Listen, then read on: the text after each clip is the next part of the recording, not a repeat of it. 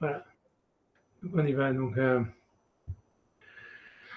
Ah ouais, donc on est dans le cours. Voilà, donc c'est un cours honnêtement. Ouais, je sais pas, c'est pas un cours très long, hein, la vérité, parce que j'ai pas vraiment. Là, c'est là où j'aurais dû te demander le truc là de Otsar Chorma, parce qu'il y a plein de références que j'ai pas pu regarder.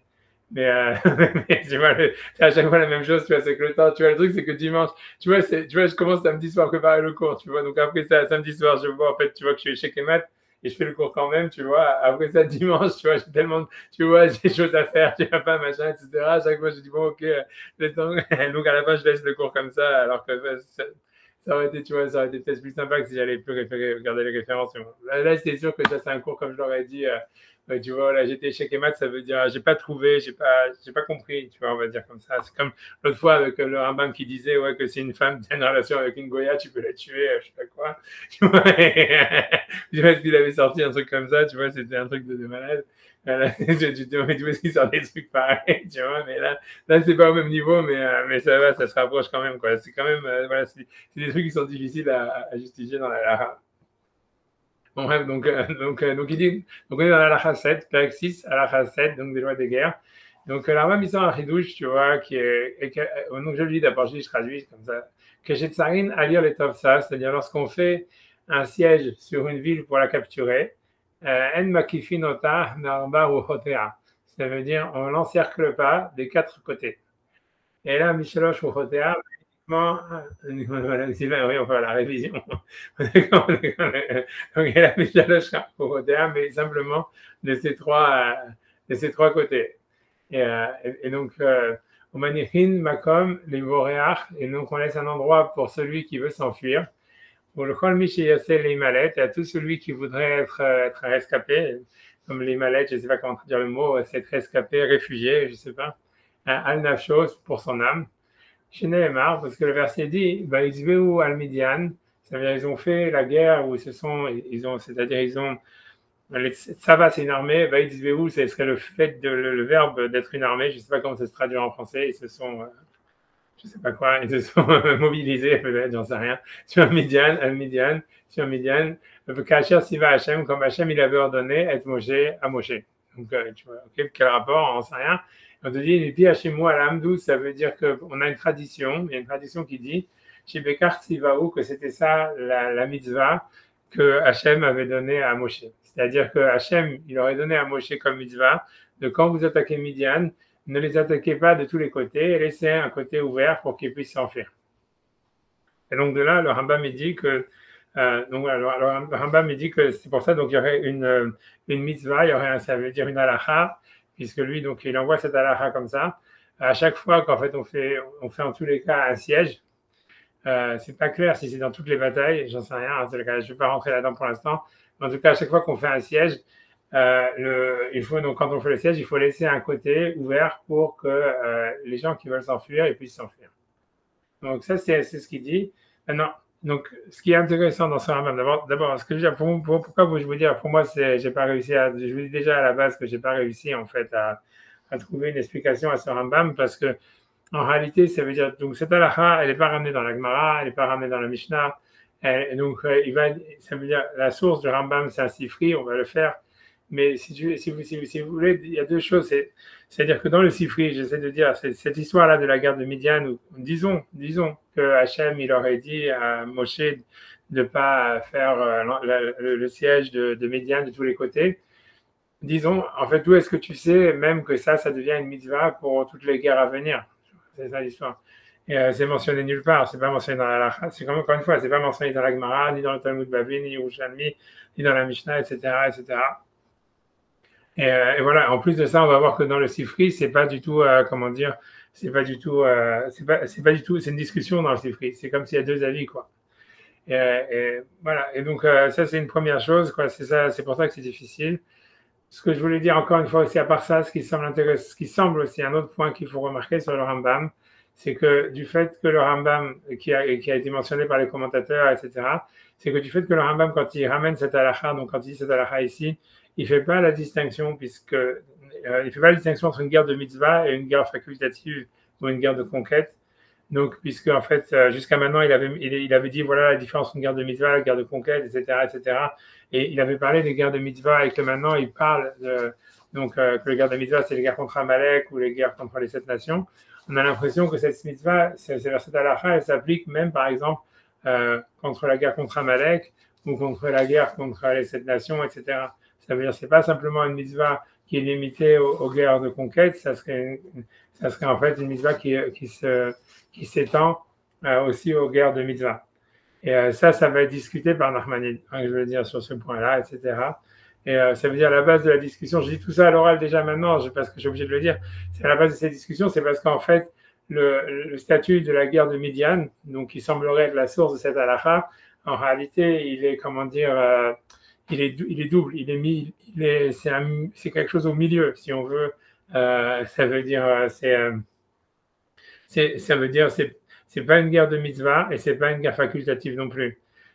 Pour donner un exemple, ça va pas expliquer. Pour donner un exemple, on va faire tout dans les mots de toutes les manières, mais je dis simplement à l'oral l'idée, mais c'est que, par exemple, dans une guerre de mitzvah, on a vu que si jamais il n'y a pas la paix, selon Maïmonide, dans tous les cas, il faut exterminer toute la population, les femmes et les enfants et tout ça, tu vois, ça veut dire, voilà, voilà, évidemment, tous les mâles, etc. Alors que dans une guerre de facultative, même quand on gagne la guerre, on tue simplement les mâles qui étaient au combat, on va dire, et après, il n'y a pas une mitzvah d'exterminer la population.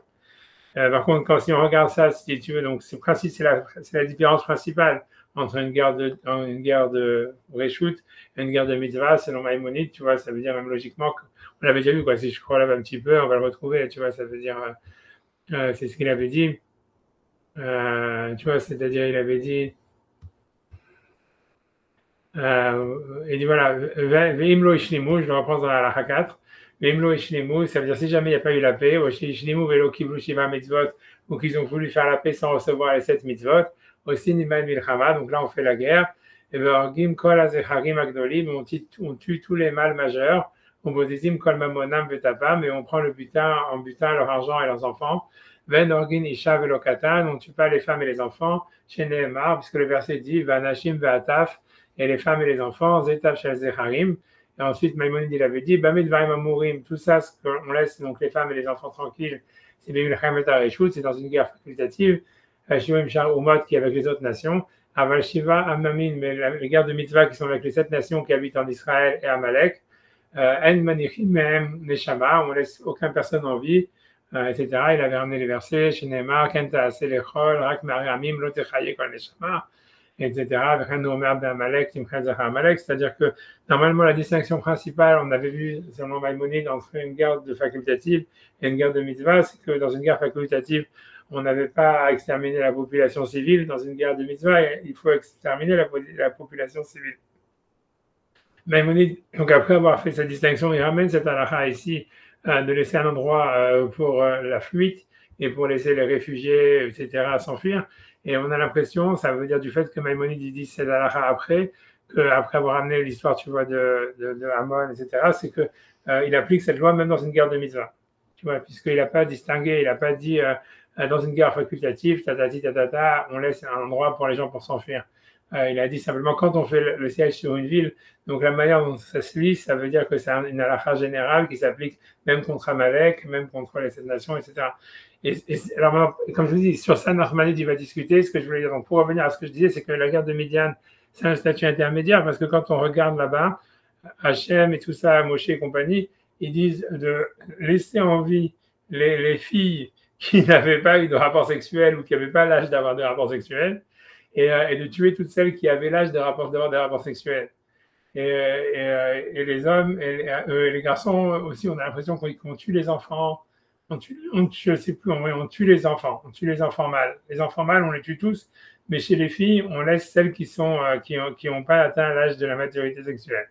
Donc en fait, si tu veux, donc ça veut dire que ça c'est ce qu'on est dans le texte. Donc si tu veux, la guerre de Midian, en fait, c'est pas vraiment ça veut dire au niveau du statut, c'est pas vraiment comme une guerre de mitzvah, puisqu'on ne demande pas d'exterminer toute la population civile, puisqu'on laisse les filles qui n'ont pas de rapport sexuel. Mais par contre, tu vois, ça veut dire, mais c'est-à-dire que ça n'a pas non plus le statut si tu veux, d'une guerre réchoute, d'une guerre facultative, puisque là-bas, on laisse en vie les enfants mâles et tous les enfants, etc., et toute la population civile. Donc, c'est pour ça que si jamais on doit apprendre de la guerre de Midian, ça veut dire ça peut aller des deux côtés, quoi. On peut considérer ça comme une mitzvah, une guerre de mitzvah, oui ou non. En tout cas, Maïmonide, on a l'impression que lui pense que ça s'applique même dans une guerre de mitzvah. Et c'est quand même tout ça, c'est assez étonnant, quoi. C'est assez étonnant. Voilà, mais donc, en tous les cas, bon, pour moi, le plus étonnant dans l'histoire, c'est parce que comment est-ce que si tu veux, d'un Sifri qui vient simplement, en fait, c'est-à-dire rétablir une anomalie de langage, comme on va voir, tu vois, parce qu'il y a marqué comme Hachem avait demandé à Moshe, on ne sait pas c'est comme si c'est une redondance, on savait que Hachem, il avait demandé à Moshe de faire la guerre contre Midian, tu vois, c'est ça le verset que le Maïmonide y ramène, donc il y a une sorte de redondance sur le cas Asher Tziva Hachem et Moshe, et de là, le Sifri va ramener une discussion à savoir, il y en a un qui va dire, en fait, il ne fallait pas les attaquer de tous les côtés, et l'autre, il va dire, non, il fallait les attaquer de tous les côtés, comme on va voir tout ça dans les mots.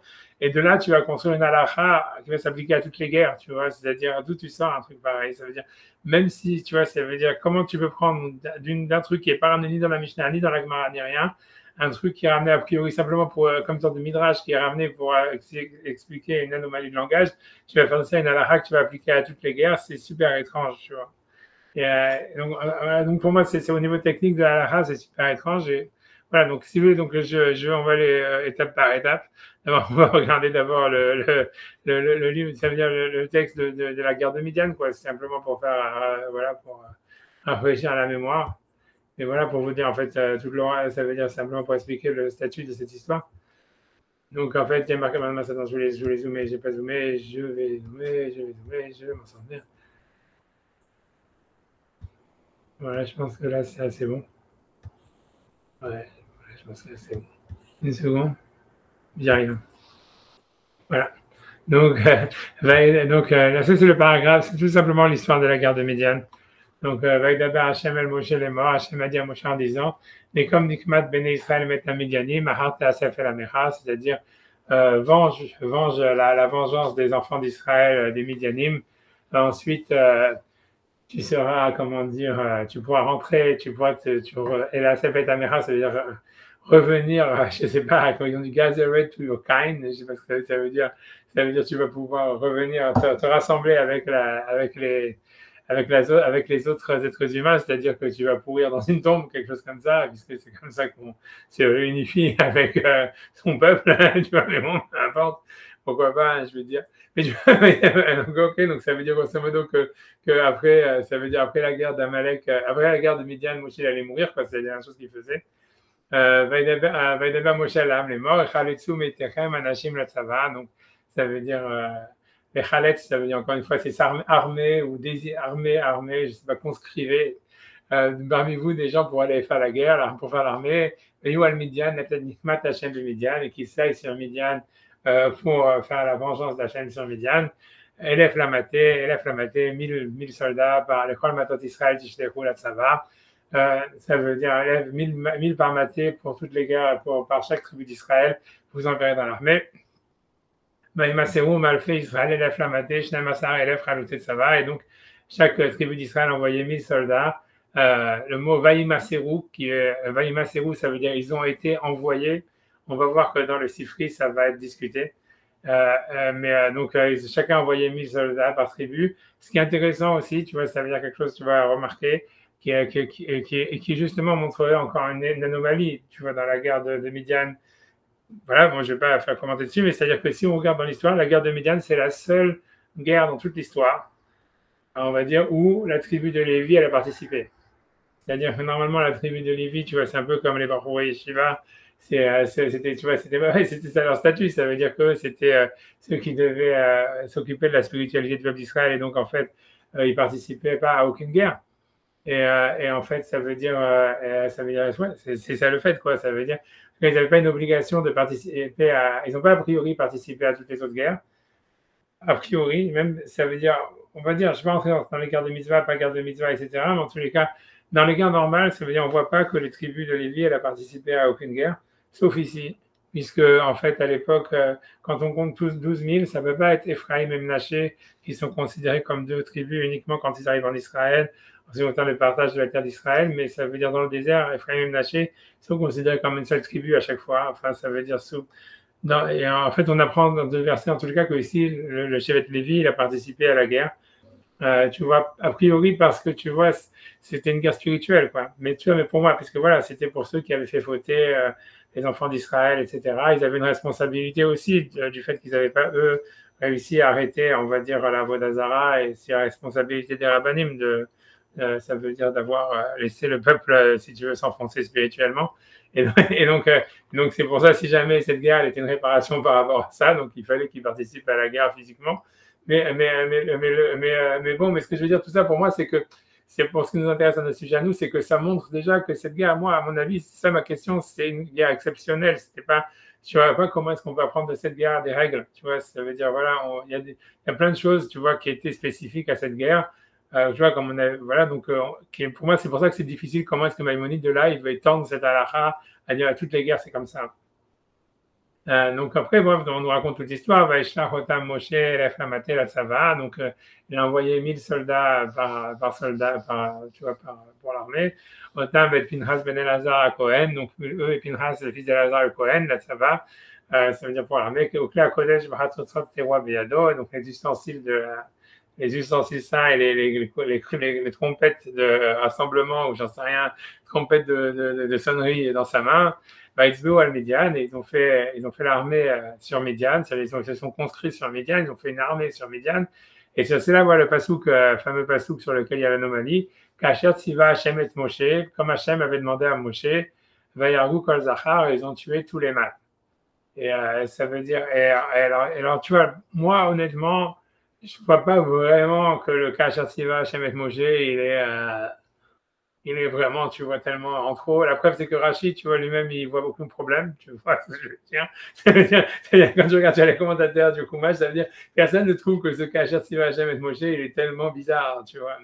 Mais tu vois, c'est le Sifri, tu vois, qui voit ça comme un truc comme, qu'est-ce que ça veut dire comme Hashem avait demandé à Moshe. On savait que Hashem, il avait demandé à Moshe d'aller faire la guerre, tu vois.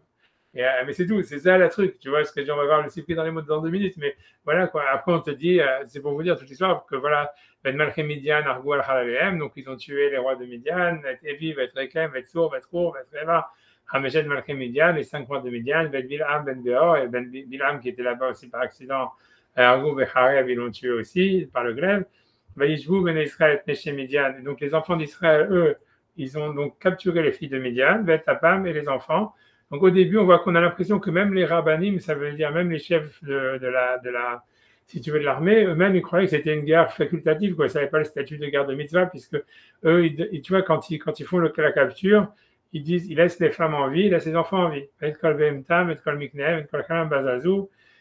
contre, ils ont brûlé tout le reste. Ça veut dire ils ont brûlé les villes, ils les ont brûlées. Après, on dit, donc ils l'ont amené, et donc ils ont pris tout le butin et toutes les femmes et compagnie. Vayaviou el Moshe, ils ont amené à Moshe, Velazar à Cohen, Velazar ben Israël, et aux enfants d'Israël, et à Shevi, et à Malkoach, et à Shalal, ça veut dire tout le butin, et la Machané, et la Vote Moab, à Shalal dan Jéricho, sur les plaines de Moab, à côté de Jéricho, en Jordanie. Vayetse Moshe, Velazar, Veron Nessi et Aïda. Et donc Moshe, Velazar à Cohen est sorti avec tous les princes de l'assemblée, les Krata, et la Machané à l'extérieur, à leur rencontre à l'extérieur du camp, Vayiksof. Et Moshe, tu vois, il s'est énervé, tu vois, ça veut dire non seulement le cas Tziva Hashem et Moshe, même on a l'impression que, tu vois, ça n'avait pas été clair, je sais pas, que Moshe, il avait commencé tu vois, je sais pas, c'est un peu comme Biden, il était en état gagateux, mais tu vois, mais c'est de shalom, mais ça veut dire, quand dit Jonas, Neko, etc., mais ça veut dire, je sais pas quoi, il ne pouvait pas leur dire quoi faire avant, tu vois. Par exemple, Moshe a pu écouter, Khaïl, ça à la fin, ça veut dire, il s'est énervé, Moshe, sur les chefs de l'armée, etc., qui venaient de l'armée, Bayom Alem, Moshe l'a dit, Achaitem Kol Nekeva, quand vous avez laissé les femmes en vie, ce sont elles les principales coupables dans l'histoire de Bilam, alors qu'en fait, elles y étaient pas tellement. Comme j'ai dit, c'est dans l'histoire, c'est les filles de Moab qui ont participé, les filles de Midian, ça veut dire, je traduis le passage, tu vois, l'imsan mal bachem, al devar peor, bate amagefa badat Hashem, ce sont elles, tu vois, qui s'étaient, ça veut dire qui étaient le plus les principales responsables pour les enfants d'Israël dans l'histoire de Bilam, il me semble mal, Bachem, donc qui ont amené les Juifs à transgresser, voilà, se révolter contre Hachem, un dévar Péor sur l'histoire du Péor, Vatea Magefa Badat Hachem, et ça a été donc une épidémie sur l'assemblée d'Hachem. Et après, il dit, Vata, et maintenant, donc, et les enfants, c'est pas grave, on va tuer les enfants quand même, tu vois, c'est la conclusion. De la même manière que, déjà, ce que je veux dire, tu vois, la vraie question là-dessus, c'est que c'était les filles de Moab qui avaient fauté avec les Israël, c'est pas les filles de Midian. Mais encore une fois, tu vois, ça veut dire que, l'idée, c'est que, ça veut dire Cosby Batsour, ça veut dire Cosby, c'était une princesse qui avait eu des relations avec le prince de la tribu de Shimon, etc. Donc, on a l'impression, bien qu'on nous dit que c'était les filles. Donc, qu'est-ce qu'elle foutait? Ça veut dire, quelle est l'histoire? Ça veut dire, en fait, on a l'impression, en fait, que si tu veux, les Moavites, si tu veux, que Midian, c'était comme les États-Unis, on va dire, par rapport, tu vois, j'allais dire par rapport à l'Europe, tu vois, au niveau des modèles tu vois, de ce que les femmes, elles devaient faire. Ça veut dire, tu vois, c'était Hollywood, ça veut dire, donc c'est les stars, quoi. Donc, ça veut dire que, en fait, les filles de Midian, c'est sûr que la majorité des filles de Midian, elles n'avaient pas participé à avoir des relations avec les feuilles et tout ça pour qu'ils fassent la Vodazara et que c'était les Moab qui l'avaient fait. Mais les Moab, en fait, elles avaient fait parce qu'il y avait les princesses de Midian qui l'avaient fait, pour donner l'exemple. Et si tu veux, c'est les Moabiotes, elles avaient suivi, quoi. Tu vois ce que je veux dire? Les Midianiotes, elles n'avaient pas suivi, mais les Moabiotes, elles avaient suivi, quoi.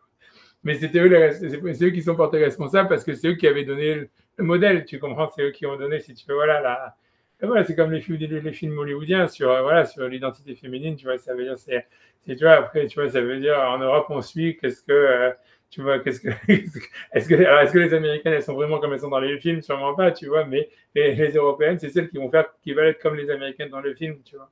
Tu vois, donc, peu importe, tu vois, ça veut dire qu'il y a ceux qui font le modèle, il y a ceux qui suivent le modèle, mais ici, la Torah, elle pénalise ceux qui ont fait le modèle, pas ceux qui ont suivi le modèle. Tu vois, donc ça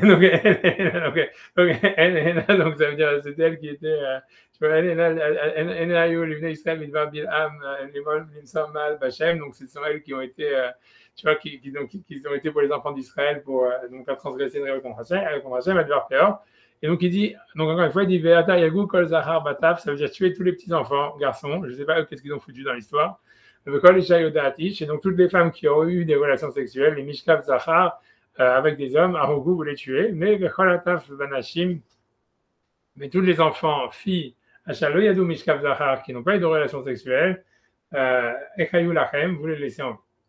Donc voilà, donc ça veut dire, c'est là pour montrer que c'est un statut intermédiaire. On a l'impression que même les chefs de l'armée, ils se retrouvaient pas trop, parce que tu vois, ça veut dire il ramène un truc à vous amocher comme si ça devait être un truc évident. Je sais pas, c'est super bizarre quand même. Tu vois, je veux dire, c'est un peu pas clair, quoi. Mais voilà, mais en tous les cas pour moi, ça veut dire voilà, ça c'est l'histoire. Et en fait, pour moi, c'est quand même une guerre qui est assez exceptionnelle. On a l'impression que même les généraux, ils savaient pas quoi faire, etc. Et pour moi, encore une fois, c'est pour vous dire, c'est difficile pour moi de dire qu'on peut apprendre de ça une halakha, qu'on va appliquer à toutes les guerres pour les générations à venir, etc. Donc, simplement, je ramène le Sifri. Donc, le Sifri, ici, j'avais retrouvé, il est là. Tu vois, donc, 2 secondes. Je sais pas ce que j'ai figé d'ailleurs. Ouais, voilà, c'est 2 secondes. Donc, mais je vais zoomer sur le Sifri parce que là, c'est au milieu. 2 secondes, j'arrive. 2 secondes, voilà. Donc ça, on va dire, c'est la partie du Sifri qui nous intéresse pour l'instant. Et en fait, on nous dit, Vaïzveu al Midian, donc ils ont fait, on nous dit, ils ont fait la guerre contre Midian. Donc a priori, tout ça, c'est pour expliquer le problème de Kacher Siva Hachem et Moshe, comme Hachem il avait demandé à Moshe, que le Sifri, il trouve ça, aïe aïe aïe. Et donc, tu vois, ça veut dire que c'est un gros problème. Pourquoi est-ce qu'on nous dit, comme Hachem avait demandé à Moshe, on le savait. A priori, c'est ça le problème, puisque voilà. Donc, le Sifri ramène la vie de Tanakama qui dit Kifoua Marbar Ochotea. Ça veut dire, lui dit non, que la mitzvah, elle était au contraire de les encercler de tous les côtés. Tu vois? Et c'est ce qu'il dit Tanakama. Et Rabbi Nathan Omer, Rabbi Nathan dit Nathan, au contraire, Nathan l'aime ouar kevit, que les chivrehu. Ça veut dire laisse le quatrième côté ouvert pour qu'il puisse s'enfuir. Voilà, c'est tout. Et ça, c'est tout. Point à la ligne, c'est ça le Sifri. Et en fait, tu vois, donc déjà, c'est une marloquette. Déjà, tu vois, c'est pas mentionné que tu vois que ça doit être fait dans toutes les guerres, etc. Et voilà. Et tu vois, je veux dire, et puis après ça, la vraie question, c'est d'où est-ce que, quels que soient les deux avis, tu vois, d'où est-ce qu'ils sortent ça, tu vois, ça veut dire qu'est-ce qu'ils ont fumé ou j'en sais rien. Tu vois, ça veut dire tout, tu vois, ça, la Torah. Tu vois, c'est-à-dire, moi aussi, je peux dire n'importe quoi. Tu vois ce que je veux dire? Tu vois, tu vois, c'est ça, moi, ouais. Comme Hachem, il a demandé à Moshe, qu'est-ce qu'il a pu demander? Ouais, il a sûrement demandé que tu dois laisser un côté pour s'enfuir, tu vois. Ah, d'accord, super. Et l'autre dit, non, non, non, il a sûrement demandé le contraire. Tu vois, mais ok, ça veut dire d'où tu sors, ça veut dire c'est quoi tout ça, tu vois, c'est ça la vraie question. Tout ça, donc c'est hyper étrange. Et tu vois que, voilà. Donc, ça veut dire pour ajouter, en fait, si vous voulez, plus d'ennuis, ça veut dire, si vous voulez avoir, si vous voulez encore plus des choses encore plus bizarres, donc il y a Nachmanide. Donc Nachmanide, en fait, ça veut dire lui, il va discuter sur Maïmonide sur ce point-là, simplement sur le fait que lui dit que ça s'appliquerait que dans les guerres facultatives, ce qui est déjà encore une fois discutable. Mais Nachmanide, lui, d'un côté, il va complètement aller encore plus loin, tu vas péter un câble complet. C'est que lui, quand il va faire le compte des mitzvot, lui, il va considérer ça comme une des 248 mitzvot positives de la Torah. Et il dit, comment c'est possible que Maïmonide, il l'a pas mis dans son compte? Je vois, si vous ne me croyez pas, c'est vraiment marqué, on peut le faire dans les mots. Et tu vois, c'est quand même, pour moi, c'est complètement le délire total. Je veux dire, alors, quelle mitzvah positive de la Torah? Comme Hachem, il a demandé à Hachem, etc. Voilà, je le fais, hein, ça veut dire, tu vois, voilà, donc, voilà, on y va. Donc ça, c'est, tu vois, donc c'est, voilà, positif, tu vois, ça, c'est Maïmonide, c'est Nachmanide qui, en fait, qui s'oppose au compte des mitzvot de Maïmonide. Ça veut dire, il a des remarques, des oppositions, il y a des mitzvot que lui pense que le Maïmonide, il n'a pas compté, qu'il aurait dû compter. Et une des mitzvot, tu vois, la mitzvah numéro 5, positive, c'est ça. C'est de dire, j'essaie peut-être de zoomer encore un peu, je sais pas. Voilà, en tout cas, ça dit comme ça veut dire, j'espère que ça va, ça doit être assez grand. Ouais, je zoome encore, voilà. Kshénistavu, donc voilà, donc ça c'est donc Nachmanide dans les lois oubliées par le Rambam. Et Kshénistavinu, donc pour lui une mitzvah positive de la Torah. Kshénistavinu kshenatzor al ir al aniach achat min aruchot beli matzor. Donc il y a une mitzvah positive de la Torah que quand on fait le siège d'une ville, c'est de laisser un côté où en fait il n'y a pas de, on laisse ouvert. Shemiasu livroach, parce que si jamais les gens veulent s'enfuir, yelahem derech lanus misham. Ils aient là-bas un chemin pour s'enfuir de là-bas. Qui baiser nilmad les bechemla, parce que ça va nous apprendre à avoir la pitié. Filou imoivenu, même avec nos ennemis, bet amilchama au moment de la guerre. Dans le sens, tu vois, ça veut dire, parce que pour Maïmonide, ça veut dire, c'est Nachmanide, je veux dire, lui, il a toute sa théorie, c'est de dire que le plus important, ça veut dire que ça veut dire, pour Nachmanide, c'est la vision, en fait, de l'éthique chez Nachmanide, c'est simple, c'est l'homme, en fait, l'homme, c'est le centre du monde. C'est-à-dire, chaque individu, c'est le centre du monde. Et en fait, son but, c'est d'arriver à une perfection des attributs, des traits de caractère, qui le met, en fait, dans cette perfection, qu'en fait, c'est un équilibre, à travers lequel, en fait, grâce à ça, il est à l'image de Dieu, il est proche de Dieu. Et donc, pour lui, toutes les interactions avec les autres, c'est que pour que toi, tu te perfectionnes. C'est des opportunités à toi pour te perfectionner.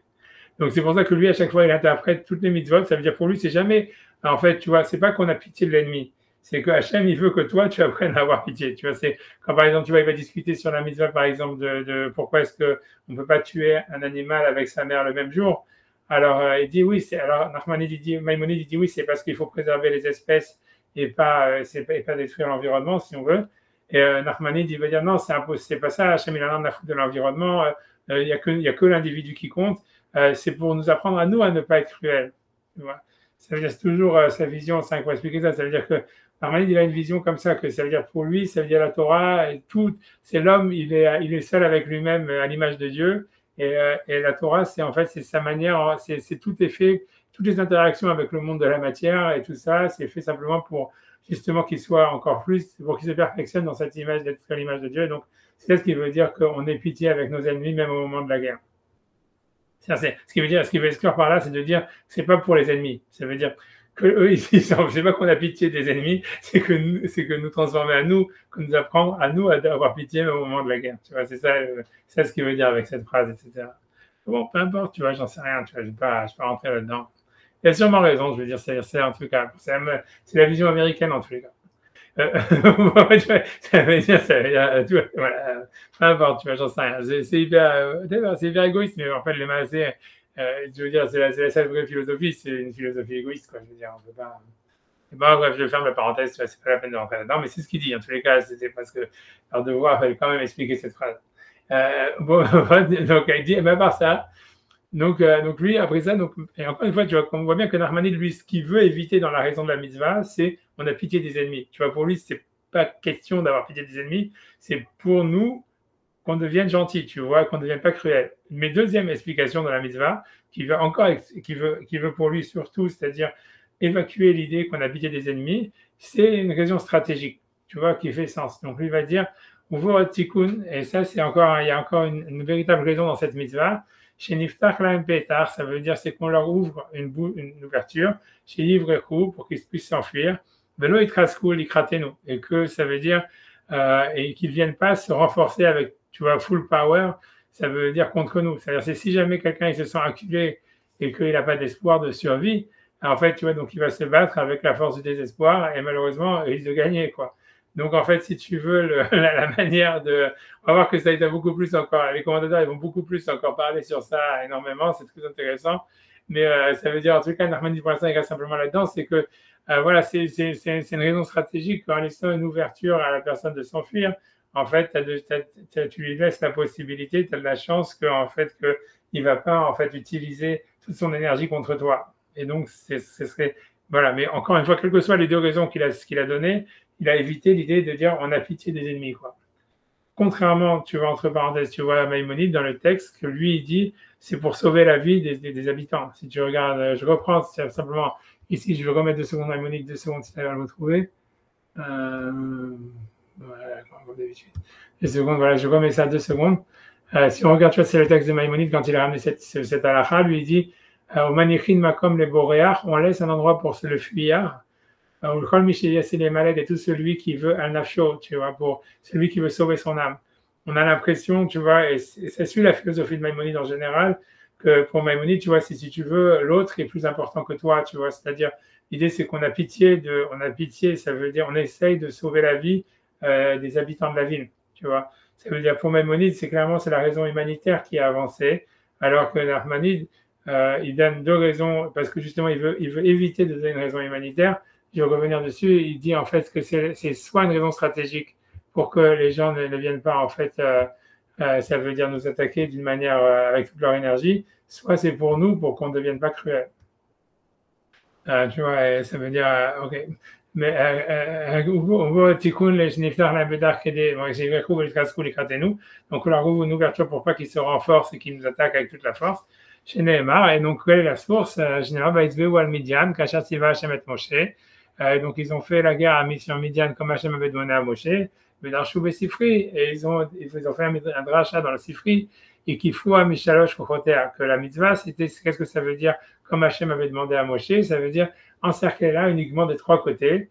Rabbi Noten Omar, donc ici on voit comme le juge, Rabbi Noten il dit, Ten lahem wach revit yivrechu, donne-leur un 4e endroit, une 4e ouverture pour qu'ils puissent s'enfuir.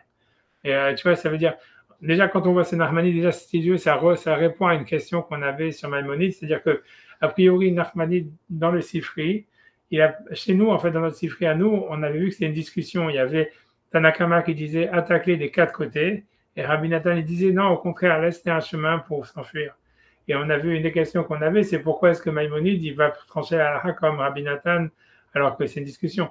Mais ici, quand on voit, quand il dit Vedar Shuvei Sifri et Kifou Mishelash Kochoter, ça veut dire encercler dans les 3 côtés. Rabbi Nathan Omer, Rabbi Nathan, il dit Tenlaem Ruach Evish Yivrechu, donne-leur le 4e chemin pour qu'ils puissent s'enfuir. Ça veut dire qu'en fait, Nachmanides dans le Sifri, il n'avait pas la lecture comme nous on a dans Tanakama, encercler des 4 côtés, mais encercler des 3 côtés. Et Rabbi Nathan, il vient juste expliquer la raison pour laquelle il faut l'encercler que de 3 côtés. Et donc, selon ça, ça fait un peu plus sens. Pourquoi est-ce que ça serait ça qu'on tranche quand on a la halakha? Parce qu'en fait, c'est pas qu'il y a 2 avis qui s'opposent, c'est simplement, en fait, tu vois, c'est la guerre, ça, c'est Shalosh pour Chotea, et par rapport au Chotea, tu vois, etc. Bon, bref, Venzu mitzvah shah. Donc, lui dit cette mitzvah-là, donc Nachmanides dit, c'est pas une mitzvah à ce départ, un truc spécifique à la guerre de Midian, avec une mitzvah la Dorot, mais c'est une mitzvah pour toutes les générations.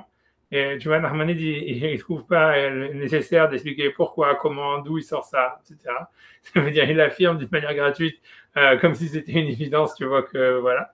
Mais il dit, contrairement à Maïmonide, il dit dans toutes les guerres facultatives. Ça veut dire, lui, il va limiter ça, il dit que ça ne s'applique pas aux guerres de mitzvah. Et ça aussi, tout ça, ça nécessiterait, tu vois, comme on a vu, la guerre de Midian, qui te dit que ce n'était pas une guerre de mitzvah, tu vois, c'est quelque chose de vraiment encore, on peut dire au milieu, mais tu vois, prouve-le, tu vois, tout ça, pour moi, c'est super bizarre qu'ils affirment ça d'une manière gratuite, comme ça, sans avoir aucune preuve, sans rien, sans une Mishnah, sans une Gemara, sans quoi que ce soit, tu vois. Il dit, de dire que Nachmani, carrément, il dit que c'est une mise à positive de la Torah, ça veut dire que ça serait une des premières mises positives de la Torah qui n'est pas marquée dans la Torah, quoi, je sais pas. Je pense que ça veut dire qu'Achar vas-y, qu'Achar Siva Hashem et Moshe, c'est parce qu'il y a un qu'Achar Siva Hashem et Moshe, c'est une mitzvah, j'en ai trouvé une, on va faire ça, tu vois. Ça, mais c'est qu'Achar Siva Hashem et Moshe, peut-être qu'il devait mettre les tefilines, j'en sais rien ce qu'il devait faire, tu vois, ça veut dire, ouais, whatever, tu vois, ça veut dire c'est n'importe quoi. Pour moi, c'est complètement délirant. Tu vois, donc mitzvah Shah, Bemidian, ok, mais c'est une mitzvah pour toutes les générations. Avec Kata Barav de Chibou Agadol, ça veut dire Maïmonide lui-même, il a ramené ça dans les lois de ce qu'on vient de lire, Belchot Melachim, et dans les lois des rois et des guerres. Donc, en tout cas, c'était pour vous dire que voilà, ce qu'on gagne en regardant Nachmanide, c'est un côté étonnamment supplémentaire dans le fait qu'il compte ça comme une mitzvah carrément de la Torah. Ce qui est déjà, c'est super gros, quoi, je veux dire. Mais à part ça aussi, ce qu'on voit, c'est que déjà, encore une fois, les différences, c'est que lui, il évacue la raison humanitaire, il donne des autres raisons ou morales, ou bien une raison, comment dire, ça veut dire stratégique. Et qu'à part ça, ce qu'on gagne, c'est qu'au moins, lui, on a l'impression que dans le Sifri, ce n'était pas une discussion. Donc, mais tout ça, en fait, tu vois, la question, c'est de savoir, OK, même le Sifri, d'où est-ce qu'il a sorti cette histoire, tu vois, d'où ce serait quoi la base, etc. Alright, donc tu vois, donc ça veut dire, je vais ramener ici une réponse, tu vois, c'est la réponse du Torah Tmima, ça veut dire, whatever it is. Si j'y arrive, une seconde, je vais l'ouvrir, j'arrive. Je fais ça, je vais essayer de zoomer. Voilà, donc ça, c'est le Torah Tmima. Ça, c'est le Torah Tmima sur. Voilà, j'espère que ça, c'est gros. Je peux zoomer un petit peu plus. Moi, je vais zoomer encore un peu. OK. Donc, c'est le Torah Tmima. Donc, lui, il veut essayer d'expliquer ce Sifri, etc. Donc lui, il a la Gersa comme nous, c'est-à-dire que le Sifri, tous les Sifris que nous on a, ils ont tous un avis divergent avec Danakama qui dit 4 côtés et Rabbi Nathan qui dit 3 côtés. Tu vois, et en tous les cas, donc il cite le Sifri, ça leur fait de la guerre donc avec Midian et qui fout un merba au Chotea, ça veut dire faites la guerre, encerclez-les des 4 côtés. Rabbi Nathan Omer, donne-leur le 4e côté pour qu'ils puissent s'enfuir. Donc, ça voulait dire Eniach Makom le Mishi Yazelivroach Yivrach. Donc là, c'est un endroit à celui qui veut s'enfuir, qui s'enfuit. Le Rambam d'Arivav Melchot Melachim al Chazain Katav, Vizel Shono, et le Rambam dans le 6e chapitre des rois de la Chazain, il a dit que j'ai tsarine à lire les Tovsa lorsqu'on fait donc le siège sur une ville pour la prendre. Enma Kifinotam Arba Uchotea, on n'attaque pas des 4 coins. Et là, Mishalosh Uchot, mais de 3 côtés uniquement. On manichim Makom Livroach, et on laisse un endroit pour la personne, les boréars, pour celui qui pour le fuyard, et à tout celui qui veut s'enfuir pour sauver sa vie. Génémar, parce que le verset dit, al Midian, ils ont fait la guerre sur Midian, Kachat Siva Hashem et Moshe, comme Hashem avait demandé à Moshe, de la tradition, nous avons appris, chez Bekar Sivaou, que c'était ça la mitzvah, c'est-à-dire de laisser un chemin pour les gens qui s'enfuient, de laisser s'enfuir, de laisser un cordon humanitaire. Ok, bref, à Kesef Mishneh, il est à Sifri Masmak Veopele, ça on s'en fout. C'est-à-dire que le Kesef Mishneh, c'est Rabbi Yosef Karo qui a écrit sur son Rambam. Lui, en fait, a priori, il n'avait pas le Sifri carrément, donc il a dit, voilà, il a ramené le smack, peu importe, c'est de la technique, c'est vraiment pas notre problème. Et donc, en tous les cas, on commence de cette ligne. Il dit, Velonit Ba'er, Lama Pasaka Rambam, Rabbi Nathan et Rachamim. Et donc, ça veut dire, ça n'a pas été expliqué. Donc, pourquoi? Donc, ça lui pose la question, la première question, c'est, OK, même si tu dis que le Sifri dit, c'est dans le Sifri que nous, on a, en tous les cas, c'est 2 avis divergents. Donc, pourquoi est-ce que Rambam, il aurait choisi de dire que, de trancher l'avis qui dit qu'il faut laisser un cordon humanitaire contre celui qui disait qu'il ne faut pas laisser de cordon humanitaire? Il dit, Gamlonit Baya, il a fait à la Shon et puis à Shmoa, la Madnou, l'Amdou, ça veut dire aussi, on ne comprend pas quel est le langage du Rambam. Qu'est-ce que Rambam, il veut dire en disant par la tradition, on a appris, chez Bekar Sivaou. Ça veut dire que c'est ça ce qu'il avait demandé à Hachem. Alors il dit Efo Merumez et Shmoazo. Ça veut dire d'où elle viendrait cette tradition. Ça veut dire quelle serait la base de cette tradition. Donc d'où est-ce qu'il sort Rabbi Nathan cette idée? Voilà ce qu'on a dit depuis le début, quoi. Je veux dire, c'est Kachat Siva Hashem et Moshe, comme Hashem l'a dit de Moshe. Comme il devait garder une kippa, il gardait les tzitzit, je sais pas. ויתכן לומר ששמח על מה שכתוב בירושלמי, donc je dis déjà d'avance que moi je vais critiquer ça à mort, mais ça veut dire que lui il dit, et moi je pense que c'est vraiment plus une question qu'une réponse qu'il veut dire, en tout cas je dis d'avance qu'il dit, Donc il dit peut-être qu'en fait c'est basé avec le Talmud de Jérusalem, Perigvav al Aleph, qui avait déjà été ramené dans Maïmonide dans la halakha précédente, avec l'histoire de Josué qui traverse le Jourdain et qui envoie des lettres. Tu vois où il est marqué Shalosh Parstiniot, donc je sais pas, Odod Glouyot, donc j'en sais rien, c'est trois avis, on va dire. Shalach Yehoshua Shilonichas Haaretz, Yehoshua il a envoyé avant d'arriver en Israël, avant de traverser le Jourdain, ou juste après, suivant les guerres savantes. Et une des trois lettres, c'était celui qui veut s'enfuir, il s'enfuit. On avait vu que les Girgashi s'étaient enfuis, tu vois, qu'ils étaient arrivés en Afrique, et que c'est Israël, l'Afrique c'était aussi bien que Israël, tu vois, bref. Mais en tous les cas, ça veut dire, voilà, Adkan. Donc il dit, ok, moi je traduis ce qu'il dit, Veine eno mevoar minayin lamad Yoshua ken. Donc lui il demande d'où est-ce que Yoshua il a pris lui-même cette loi, cette initiative de dire celui qui veut s'enfuir, il peut s'enfuir. Donc lui dit, il y a lieu de dire de l'amad mimil kamat Moshe sa ken. Ça veut dire que comme il avait vu Moshe qui avait fait ça, c'est-à-dire qu'il avait laissé les gens de Midian s'enfuir, Are Mouchar Kedat Rabbi Nathan, donc ce serait ça la source en fait de Rabbi Nathan, ou ce serait ça la preuve de Rabbi Nathan, Makom Livroir, c'est-à-dire qu'il a laissé un endroit pour s'enfuir, puisque Yoshua, il a fait la même chose. Et c'est sur cette braïta du Talmud de Jérusalem que Rabbi Nathan il s'est basé pour dire son chidouche, que comme on voit que Yoshua, on sait par tradition qu'il a laissé un endroit, il avait donné avant de commencer la guerre au Girgashi à tous ceux qui s'enfuirent de s'enfuir. Donc ça veut dire que c'est aussi ce que Moshe, d'où est-ce qu'il a appris ça? Il a appris de Moshe quand il a fait la guerre contre Midian. Mais Kevan chez Satan Braïta qui est Rabbi Nathan, et donc comme on voit que le Talmud de Jérusalem, il va dans cet avis de Rabbi Nathan qu'on donne la possibilité de s'enfuir, pas ça qu'un Rambam Kevaté, donc c'est pour ça que le Rambam il a tranché comme lui. Bezo et Kavanat à la Shoah Mipi Hashemu Alamadnu, et c'est ça ce que Maïmonide il a voulu dire en disant par la tradition nous avons appris. Kelomar Mipi Hashemua, ça veut dire la tradition, mais Minhag Yoshua, de ce que Yoshua il a fait avant d'entrer en Israël. L'Amdou Shekar Nistava Moshe, ils ont appris que c'était ça ce que Moshe il avait reçu comme mitzvah. Ok, tu vois, ok, après ça, il ramène ensuite, tu vois, si tu veux, la raison, il ramène Nachmanide, c'est une raison proche de celle de Nachmanide, mais moi, bon, on va le faire, hein, c'est parce que bon, je lis, est-ce que cette deuxième idée qu'il dit, elle n'est pas en rapport avec la première, c'est un truc, tu vois, que Nachmanide lui-même, il dit, va tout bêta, ma pierre, ça me voir vite, ça veut dire, la raison pour laquelle, en fait, on laisserait un chemin ouvert pour les gens de s'enfuir d'un quatrième côté. Il y a lieu de dire que si on leur laissait aucune possibilité de s'enfuir, ça veut dire que ce serait battu à tous, ça veut dire par la force du désespoir, donc c'est ce que Nachmanide il avait dit jusqu'à l'extinction de leur force. Il y a caché qui vous charme les fnei Israël. Et on va dire, la conquête aurait été difficile pour les Juifs. Machenkem, Yashmakom Lanou sous les mallettes, c'est pas si j'avais une possibilité de s'enfuir, etc. Ok, donc ça c'est ce qu'il dit le Torah Tmema, c'est voilà, donc c'est un rave, je crois que c'est Epstein qui s'appelait, etc. C'est un whatever it is.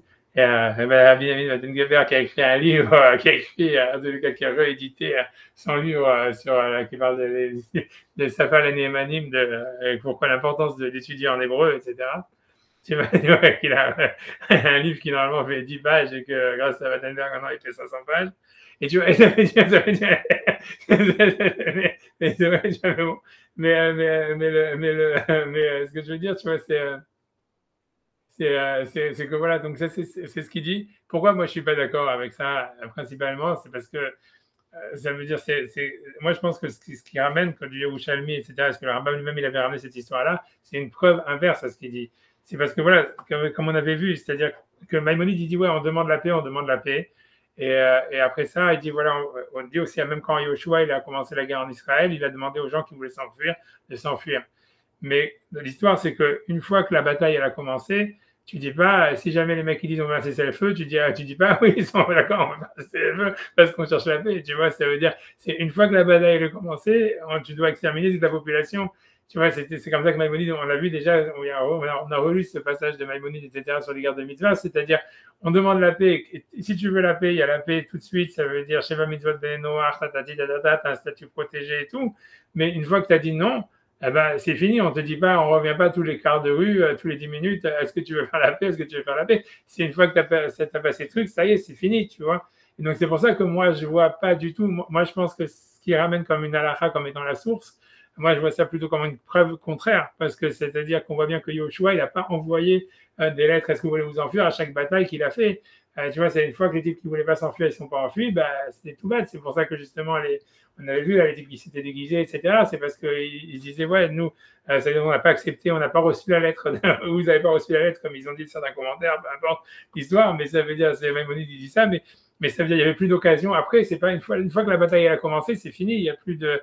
Tu vois, donc c'est pour ça que pour moi, sinon, tu vois, sinon tu pourras jamais faire la mitzvah de l'Otecha et Koneshama, ça veut dire que tu peux pas du tout à Amalek ni quoi que ce soit, parce que c'est sûr qu'à chaque fois qu'il va voir qu'il perd, il va dire attends, je demande la paix. Et tu vois, donc c'est sûr, c'est pour ça que moi je comprends pas. Pour moi, cette halakha là, elle est plutôt une contradiction, une preuve contre Maïmonide. Tu vois, une contradiction, elle renforce la question plutôt que d'apporter une réponse. Tu vois, pour moi, c'est ce que je voulais dire. Après ça, tu vois, c'est-à-dire, moi, donc j'ai ramené une autre interprétation qui est intéressante. C'est l'interprétation du Meshach Chochma. À part ça, je voulais dire, moi, je ramène le Meshach. Je suis l'ordre que j'ai envoyé dans les machins. Je ne sais pas si c'est bon, mais on va voir. Donc le Meshach Chochma, lui, toujours aussi, il a des idées. Il y a plein de commentaires sur ça, mais les autres, malheureusement, j'ai pas accès, donc j'ai pas pu regarder. Mais voilà, ici, je me dis que je suis en train de vous saouler déjà vachement à mort et je vois déjà les têtes comateuses, donc j'ai dit tant mieux. D'ailleurs que j'ai pas eu accès à des autres tu vois, mais ça veut dire, ok, mais donc Vaizvu Almiden, ok, donc Vaizvu Almiden Kachasi Hachem Moshe, donc ok, donc ça c'est le donc le Meshach Chochma, c'est le comment il s'appelle, Orsamer Simcha Zissel Midvinsk, voilà, 19e siècle. Donc ok, donc Vaizvu al Midian Kachasi Hashmed Moshe. Donc lui il ramène, il dit va Ramban Besefer Mitzvot Mana Mitzvot Aseh. Donc le Nachmani dans le livre de Mitzvot, il a compté ça comme une mitzvah positive. Darish Besifri Kachasiva Hashem et Moshe, comme on fait dans le Sifri, comme Hashem a demandé à Moshe. Chez Loï Kifota Nerbaouchotea, ça veut dire qu'ils n'ont pas, comment dire, encerclé des quatre côtés. Betam Peluptatan, donc la raison, donc le Samer explique que pour la discussion, c'est de Ramban Sover, Nachmanide pense, des Kmo Daya Mitzvah Levakesh Shalom, que de la même manière qu'il y a une mitzvah de chercher la paix, Kahum Mitzvah la Huzal Nafsham ou la Niach Halaem, איזה צד להציל נפשם ולהניח צד אחד פנוי להיות להם מקום לברוח. Il faut inverser, c'est une faute de frappe. C'est pas Nachmanide, c'est le contraire, c'est Maïmonide. Ça veut dire Maïmonide, il pense, Rambam Sauver, c'est Rambam pense que comme il y a une mitzvah comme de la même manière qu'il y a une mitzvah de demander la paix, donc il y a une mitzvah aussi donc ça veut dire qu'il faut être humaniste et leur laisser un droit pour s'enfuir. Aval Ramban Sauver, tu vois ici c'est un noun qu'il faut mettre, c'est une erreur. Deofan Meofana Milchama, que c'est en fait au contraire un conseil stratégique. Aïnou limod behukot amilchama, c'est une loi, c'est une science pour apprendre les lois de la guerre. Shem yakifot amikol tzad, comme si jamais on les encercle de tous les côtés, ou meitiachim bechayem, et que donc finalement ils vont être désespérés, qui plou beyatsar, parce qu'ils vont tomber entre les mains des ennemis, yamdou al nafsham bekol sherit kocham, donc ils vont se dresser avec toute leur force, avec tout ce qui leur reste comme énergie, veyoklou la sotraïl, ils vont pouvoir faire la guerre. Kacha Yadoua Bekorot Haïtim, comme c'est connu, je vais fermer là-bas. Voilà, comme c'est connu en fait, dans les livres d'histoire, on va dire, chez Kamapamim Ba Migodel Ayush Anitsua Hagadol, que c'est à cause de la force du désespoir que vient la grande victoire. Donc, on va voir plus, il y a plus que ça. Je dis sur cette idée-là, vous allez voir, il y a mieux. Kacha Yadoua Bekorot, et voilà. Donc c'est pour ça que si jamais ils ont une possibilité de sauver leur âme, donc ils vont pas envoyer leurs âmes, ça veut dire de toute leur force, et ils vont préférer s'enfuir. Et donc c'est pas vraiment une mitzvah. Donc lui, c'est pour ça que Maïmonide, lui veut dire en fait, je sais pas, c'est pour ça que Maïmonide il n'a pas compté ça comme une mitzvah, c'est bizarre.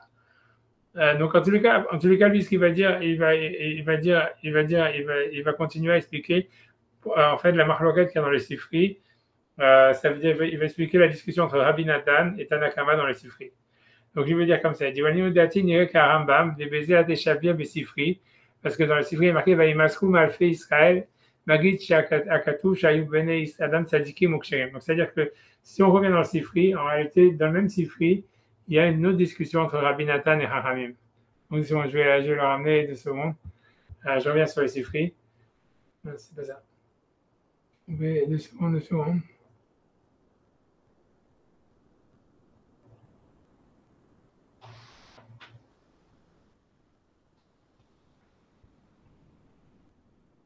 Ah, 2 secondes, je vais le ressortir.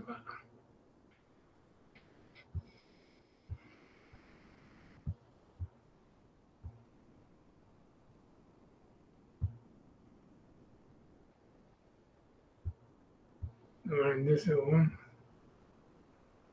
C'est-à-dire que si on revient dans le Sifri, il y avait une autre discussion. Comme je vous avais dit, c'est que quand il y a la guerre de Midian, le verset qui parle en fait de comment est-ce que il y a eu c'est-à-dire comment est-ce que l'armée elle a été levée, il y a marqué Vaïmasrou Ma'alfé Béné Israël. Ils ont été transmis par les enfants d'Israël 1000 soldats par 1000 soldats par tribu. Et le seconde.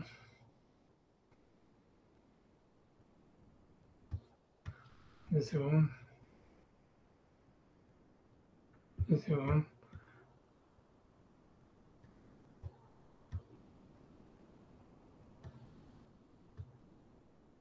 Voilà. Une seconde. Voilà. C'est Vaïmasrou Malfait Israël. Donc ils ont été comment dire, transmis par les milliards d'Israël. Magid Akatou, le verset nous dit Shayu Ben Adam Tzadikim, que donc les types qui sont partis faire la guerre, c'est des justes, ou Ksherim, et des bons, ou Maskoun Afsham Aladava, et qu'ils se sont eux-mêmes transmis, c'est des volontaires qui se sont portés eux-mêmes volontaires pour aller faire la guerre, et qu'ils ont mis toute leur énergie dans la guerre. Ça, c'est l'avis de Tanakama. Et Rabbi Nathan Omer, Rabbi Nathan, il dit non, Vaïmasrou, la traduction littérale, c'est ils ont été transmis, c'est-à-dire en fait qu'ils ont été forcés. Tu vois, c'est comme quand il y a les vidéos là, des civils ukrainiens qui se font, tu vois. Je sais, tu vois, c'est Vaïmasrou, mais ça veut dire ils ont été forcés. Tu vois, le mot, la traduction littérale, c'est Acherim et Saoum. C'est les autres qui les ont amenés de force. Tu vois, Ishploni, Kasha, Yetse, on leur dit, toi, tu es bon, tu y vas. Ishploni, Tzadik, Yetse, toi, t'es un Tzadik, vas-y, tu vois, les Milkama. Et donc ça, c'est une marloquette qui est donc dans le Sifri juste avant entre Tanakama et Rabbi Nathan.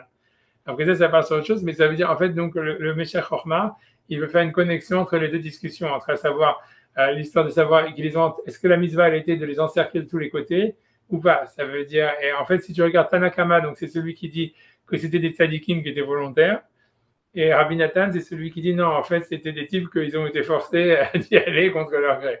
Et lui, Rabbi Nathan, c'est celui qui pense qu'ils n'ont pas encerclé de tous les côtés. Alors, donc lui, il va expliquer comme ça. Il va dire, si j'arrive à retrouver maintenant le Meshach Chorma, parce qu'à chaque fois, je fais, voilà, je pense, c'est ça, donc je reviens. Donc, dans le Meshach Chorma, il dit comme ça. Donc, lui veut apporter une preuve comme Maïmonide de ça. Il dit, Dévezé à tes Shapir, parce que selon ça, on comprend bien. Les Sifri, dans ce qui est marqué dans le Sifri, Vaïmasrou Malfait Israël, donc ils ont été transmis des enfants d'Israël. Donc, Magid Akatouf, Shayu Ben Adam Tzadikim, donc il ramène, ça c'est la vie de Tanakama, que c'était des Tzadikim, et que Vaïmasrou, ça veut dire qu'ils ont mis leur âme pour y aller. Vaïmasrou Nafsham Aladavar, ils ont mis leur âme pour aller faire la guerre. Donc, c'était des volontaires, et c'était des Tzadikim. Et Rabbi Nathan Omer, Rabbi Nathan lui l'a dit, je ne sais pas ce que j'ai fichu maintenant, une seconde. D'accord, bon, Rabbi Nathan, il dit, moi j'ai perdu, j'ai fait une fausse manip, mais c'est pas grave, je ne vois plus, mais c'est pas grave. Rabbi Nathan Omer, je sais pas, une seconde, laissez-moi, désolé de tout ça, mais bon, je vais laisser comme ça. Parce que j'ai fait, je sais ce que j'ai fait, mais ça m'est déjà arrivé une fois et je ne sais plus comment m'en sortir. Mais c'est pas grave, j'ai fait sans vous voir. Rabbi Nathan Omer, donc Rabbi Nathan il dit, Rabbi Nathan Omer, Nathan Lahem Ruach Revit, Kedesh Yivrechu, donc il leur a laissé, pardon, excusez-moi. Rabbi Nathan Omer, Harim Maskum Ish Ploni Kasha Yetse, ça veut dire qu'ils ont été envoyés contre leur gars en disant ce type-là c'est un Kasha, il faut qu'il y aille, ce type-là c'est un Kasha, il faut qu'il y aille. Et donc, ok. Et ensuite il est marqué Vaizbeu al Midian, donc ils ont fait la guerre contre Midian, et qu'il faut un Marba Uchotea, ça veut dire encercler des quatre côtés. Pirouche, donc Derita Amé Azil. Donc lui, il va expliquer que les deux avis, ils suivent l'un l'autre. Des Maskon Afsham Aladavar, que ceux, si on dit qu'ils sont partis, ils ont mis leur âme sur la chose, Valchourim Sirut Nefesh. Donc ils ont été, ils étaient prêts à sacrifier leur âme. Mais car Lochasheshu Leshum Tarbulat Milchama Nemusit. C'est pour ça qu'ils n'ont pas fait attention à n'importe quelle bataille ou à n'importe quelle guerre, en se disant, tu vois, c'est-à-dire qu'ils y sont allés et ils sont partis faire la guerre comme ça. Rabbi Nathan Omer, par contre, Rabbi Nathan, que lui pense qu'ils n'étaient pas volontaires, mais qu'ils étaient forcés d'y aller. Nathan Lahem Wachevit, ça veut dire celui, donc ils ont dit au moins si vous y allez forcé, tu vois, ça veut dire au moins soyez intelligent de laisser au moins une porte ouverte aux autres pour qu'eux puissent s'enfuir, puisque si déjà vous n'êtes pas super motivé, il faut que les gens qui sont en face de vous, ils soient moins motivés que vous. Donc en fait, la seule manière, c'est de leur laisser une grande possibilité de s'enfuir. Que des chez Yves puis rouge, tu l'étais amené à asile, donc pour lui, ça veut dire chacun ici sa raison. Dem Loratsu la alerte, ça veut dire que puisque selon Rabbi Nathan, ils étaient forcés d'y aller, ils ne voulaient pas y aller d'une manière volontaire, Agbal Korhan, mais contre leur gré, Nimseru, Macherim, ils avaient été désignés par d'autres. Imken Loratsu Nimsor Nafsham ou la Kifa Marba Uchotea, c'est pour ça on leur a dit n'allez pas faire la guerre en les encerclant des quatre côtés, parce que sinon vous allez vous retrouver avec ça veut dire avec des gens qui sont, on va dire, ça veut dire qu'ils sont plus motivés que vous et vous risquez de perdre. Donc voilà, je sais pas, donc voilà, c'est ce qu'il veut dire. Là, il dit, mais c'est faire un mitzvot de la Rambam, Shagersa et Alefanav. Donc, il dit voilà que Nahmani, dans tous les cas, lui, il avait la Gersa, que c'était pas une discussion, mais tel la Ruach Evit. Voilà, aucun Darish, c'est les mitzvahs. Ok, avec Gersatenu Nathan, mais Chouva Yoter, mais j'ai pas ça veut dire notre Gersa, je sais pas ce qu'il y a avec Nathan, elle est plus claire, etc. Après, bref, tu vois, il ramène simplement, il dit vrai, Bemelachim Bet, Tetzaïn, Tetvav. Ça veut dire, il ramène une histoire en fait où il les a retrouvés. Ça veut dire que, en fait, je vais dire à l'oral ça parce que moi je me dis déjà ça fait quand même pas mal de temps. Ça veut dire, on nous ramène là-bas l'histoire d'un roi d'Israël qui n'était pas un tzaddik, quoi, qui a fait partie un roi des 10 tribus. J'ai oublié son nom, Menachem. Que en fait, si tu veux, Menachem, c'était un roi, quoi, grosso modo, qui s'est mis en guerre contre une ville autour qui était à côté de lui. Ils n'ont pas voulu faire la paix avec lui et donc il l'a encerclé de tous les côtés et il a massacré toute la population. Et il a aussi, et là-bas, il a marqué aussi qu'il a été makpid avant de tuer tout le monde, que toutes les femmes enceintes, d'abord, il leur ouvrait le ventre et ensuite il les tuait pour sortir le bébé parce qu'ils n'avaient pas voulu ouvrir ils n'avaient pas voulu ouvrir la porte, quoi. Donc, je ne sais pas exactement pourquoi il ramène ça, tu vois, parce que, à mon avis, c'est clairement pas qu'il a fait une halakha, je ne sais pas ce que ça veut dire. Je ne sais pas pourquoi il dit ça. A priori, c'est ce qu'il a fait, ce roi, il s'appelait Menachem, c'était contre la halakha. Mais à moins que lui, il veuille dire que si jamais, en fait, c'est un conseil stratégique, si tu es sûr de gagner, alors tu n'es pas obligé de le faire. Je ne sais pas si c'est ce qu'il veut dire. En tout cas, ça veut dire, c'est très, comment dire, je ne sais pas pourquoi il ramène. En tout cas, c'est ce qu'il dit à la fin, c'est très énigmatique. Je veux dire pourquoi il ramène cette référence à la fin. Mais la référence là-bas, je l'ai fait avec le cours de l'autre. Ça veut dire, si on regarde là-bas, c'est ce qui se passe et tout. C'est un roi, un sauvage, je crois, grosso modo, qui, tu vois, ça veut dire qu'il fait ça, quoi. Et puis voilà. Et puis c'est une no comment de la part de la Torah, quoi. Ça veut dire, voilà, il a fait ça. Il a attaqué cette ville, il l'a encerclée, il a tué tout le monde et les femmes enceintes, il leur a ouvert le ventre avant de les tuer, un truc comme ça. Voilà. Bref, tu vois, comme ça, tu vois, c'est tout. Et puis ça passe à autre chose. Et tu vois, moi, je ne sais rien. Donc voilà, en tout cas, c'est encore une autre idée. Donc, lui, il veut dire que, voilà, je ne sais pas quoi dire, tu vois. Donc, lui, il voudrait dire, en fait, voilà, c'est ce qu'il veut dire. Lui, enfin, en tous les cas, moi, en tous les cas, ce que je ne vois pas, c'est comment est-ce que tu peux faire de ça une mitzvah, comment est-ce que tu peux faire de ça une loi pour toutes les guerres. Tu vois, selon ce que lui ramène, qu'en fait, c'est simplement une question, si tu sais que toi-même, tu n'es pas trop motivé, en fait, tu dois essayer de faire que l'ennemi soit encore moins motivé que toi. Donc, en fait, c'est pour ça que tu dois lui laisser une ouverture, tu vois, etc. Comme ça, tu vois, ok, mais je vois pas en quoi, tu vois, c'est une mitzvah et de dire que c'est une loi à chaque fois qu'on fait un siège, qu'on fait ça, tu vois, etc. Donc, c'est difficile. Alors, bref, en tout cas, ça, ce qu'il dit, ça, je sais pas vraiment si ça rajoute grand-chose au schmilblick, mais et ça veut dire, et donc, mais la dernière chose que j'ai voulu ramener, tu vois, je vais arrêter avec ça, c'est une idée assez pas extraordinaire, mais ça veut dire, c'est pas mal, ça veut dire, je vais essayer de la dire à l'oral d'abord, tu vois, c'est que, c'est cette idée-là de dire en fait que si jamais tu laisses un espoir à l'autre, en fait, c'est comme ça que tu vas gagner. Si tu veux, ça va être poussé plus loin par un auteur en fait du XVe siècle. que lui, il va dire, c'est-à-dire que lui, il va partir de cette halakha-là, c'est-à-dire que lui, il va dire comme ça, il y a une Mishnah, je lis déjà à l'oral, en fait, il y a une Mishnah qui dit qu'une fois que donc, les Juifs partaient en guerre, on mettait en fait, c'est carrément dans la Mishnah, on mettait des soldats spécifiques juifs, que si jamais il y avait un Juif qui voulait s'enfuir, on le tuait. Tu vois, ça veut dire, voilà, et c'était parce que, et là-bas, la Mishnah, elle dit, la réponse, elle dit pourquoi? Elle dit parce que le début de la chute, c'est la fuite. Et après, la Gemara dit, oui, le début de la fuite, le début de la chute, c'est la fuite. Et le début de la fuite, c'est la chute. Tu vois, quelque chose comme ça. C'est-à-dire, on peut voir la Gemara. Et tu vois, et donc, si tu veux ce commentaire-là, il va dire, en fait, de là, on peut apprendre quelque chose, tu vois, une base. C'est que, en fait, si tu veux gagner une bataille, il faut, puisqu'en fait, on a l'impression que c'est une sorte de truc sine qua non, ça veut dire, si jamais quelqu'un, et on voit que le Cohen, tu vois, que le Cohen qui parlait aux soldats dans l'armée d'Israël leur disait, si vous vous enfuyez pas, vous allez gagner, tu vois. Donc ça veut dire, en fait, la seule manière de gagner une bataille, c'est de donner à ton ennemi l'envie de s'enfuir. Tu vois, tant que tu lui as pas donné envie de s'enfuir, tu ne peux pas gagner la bataille.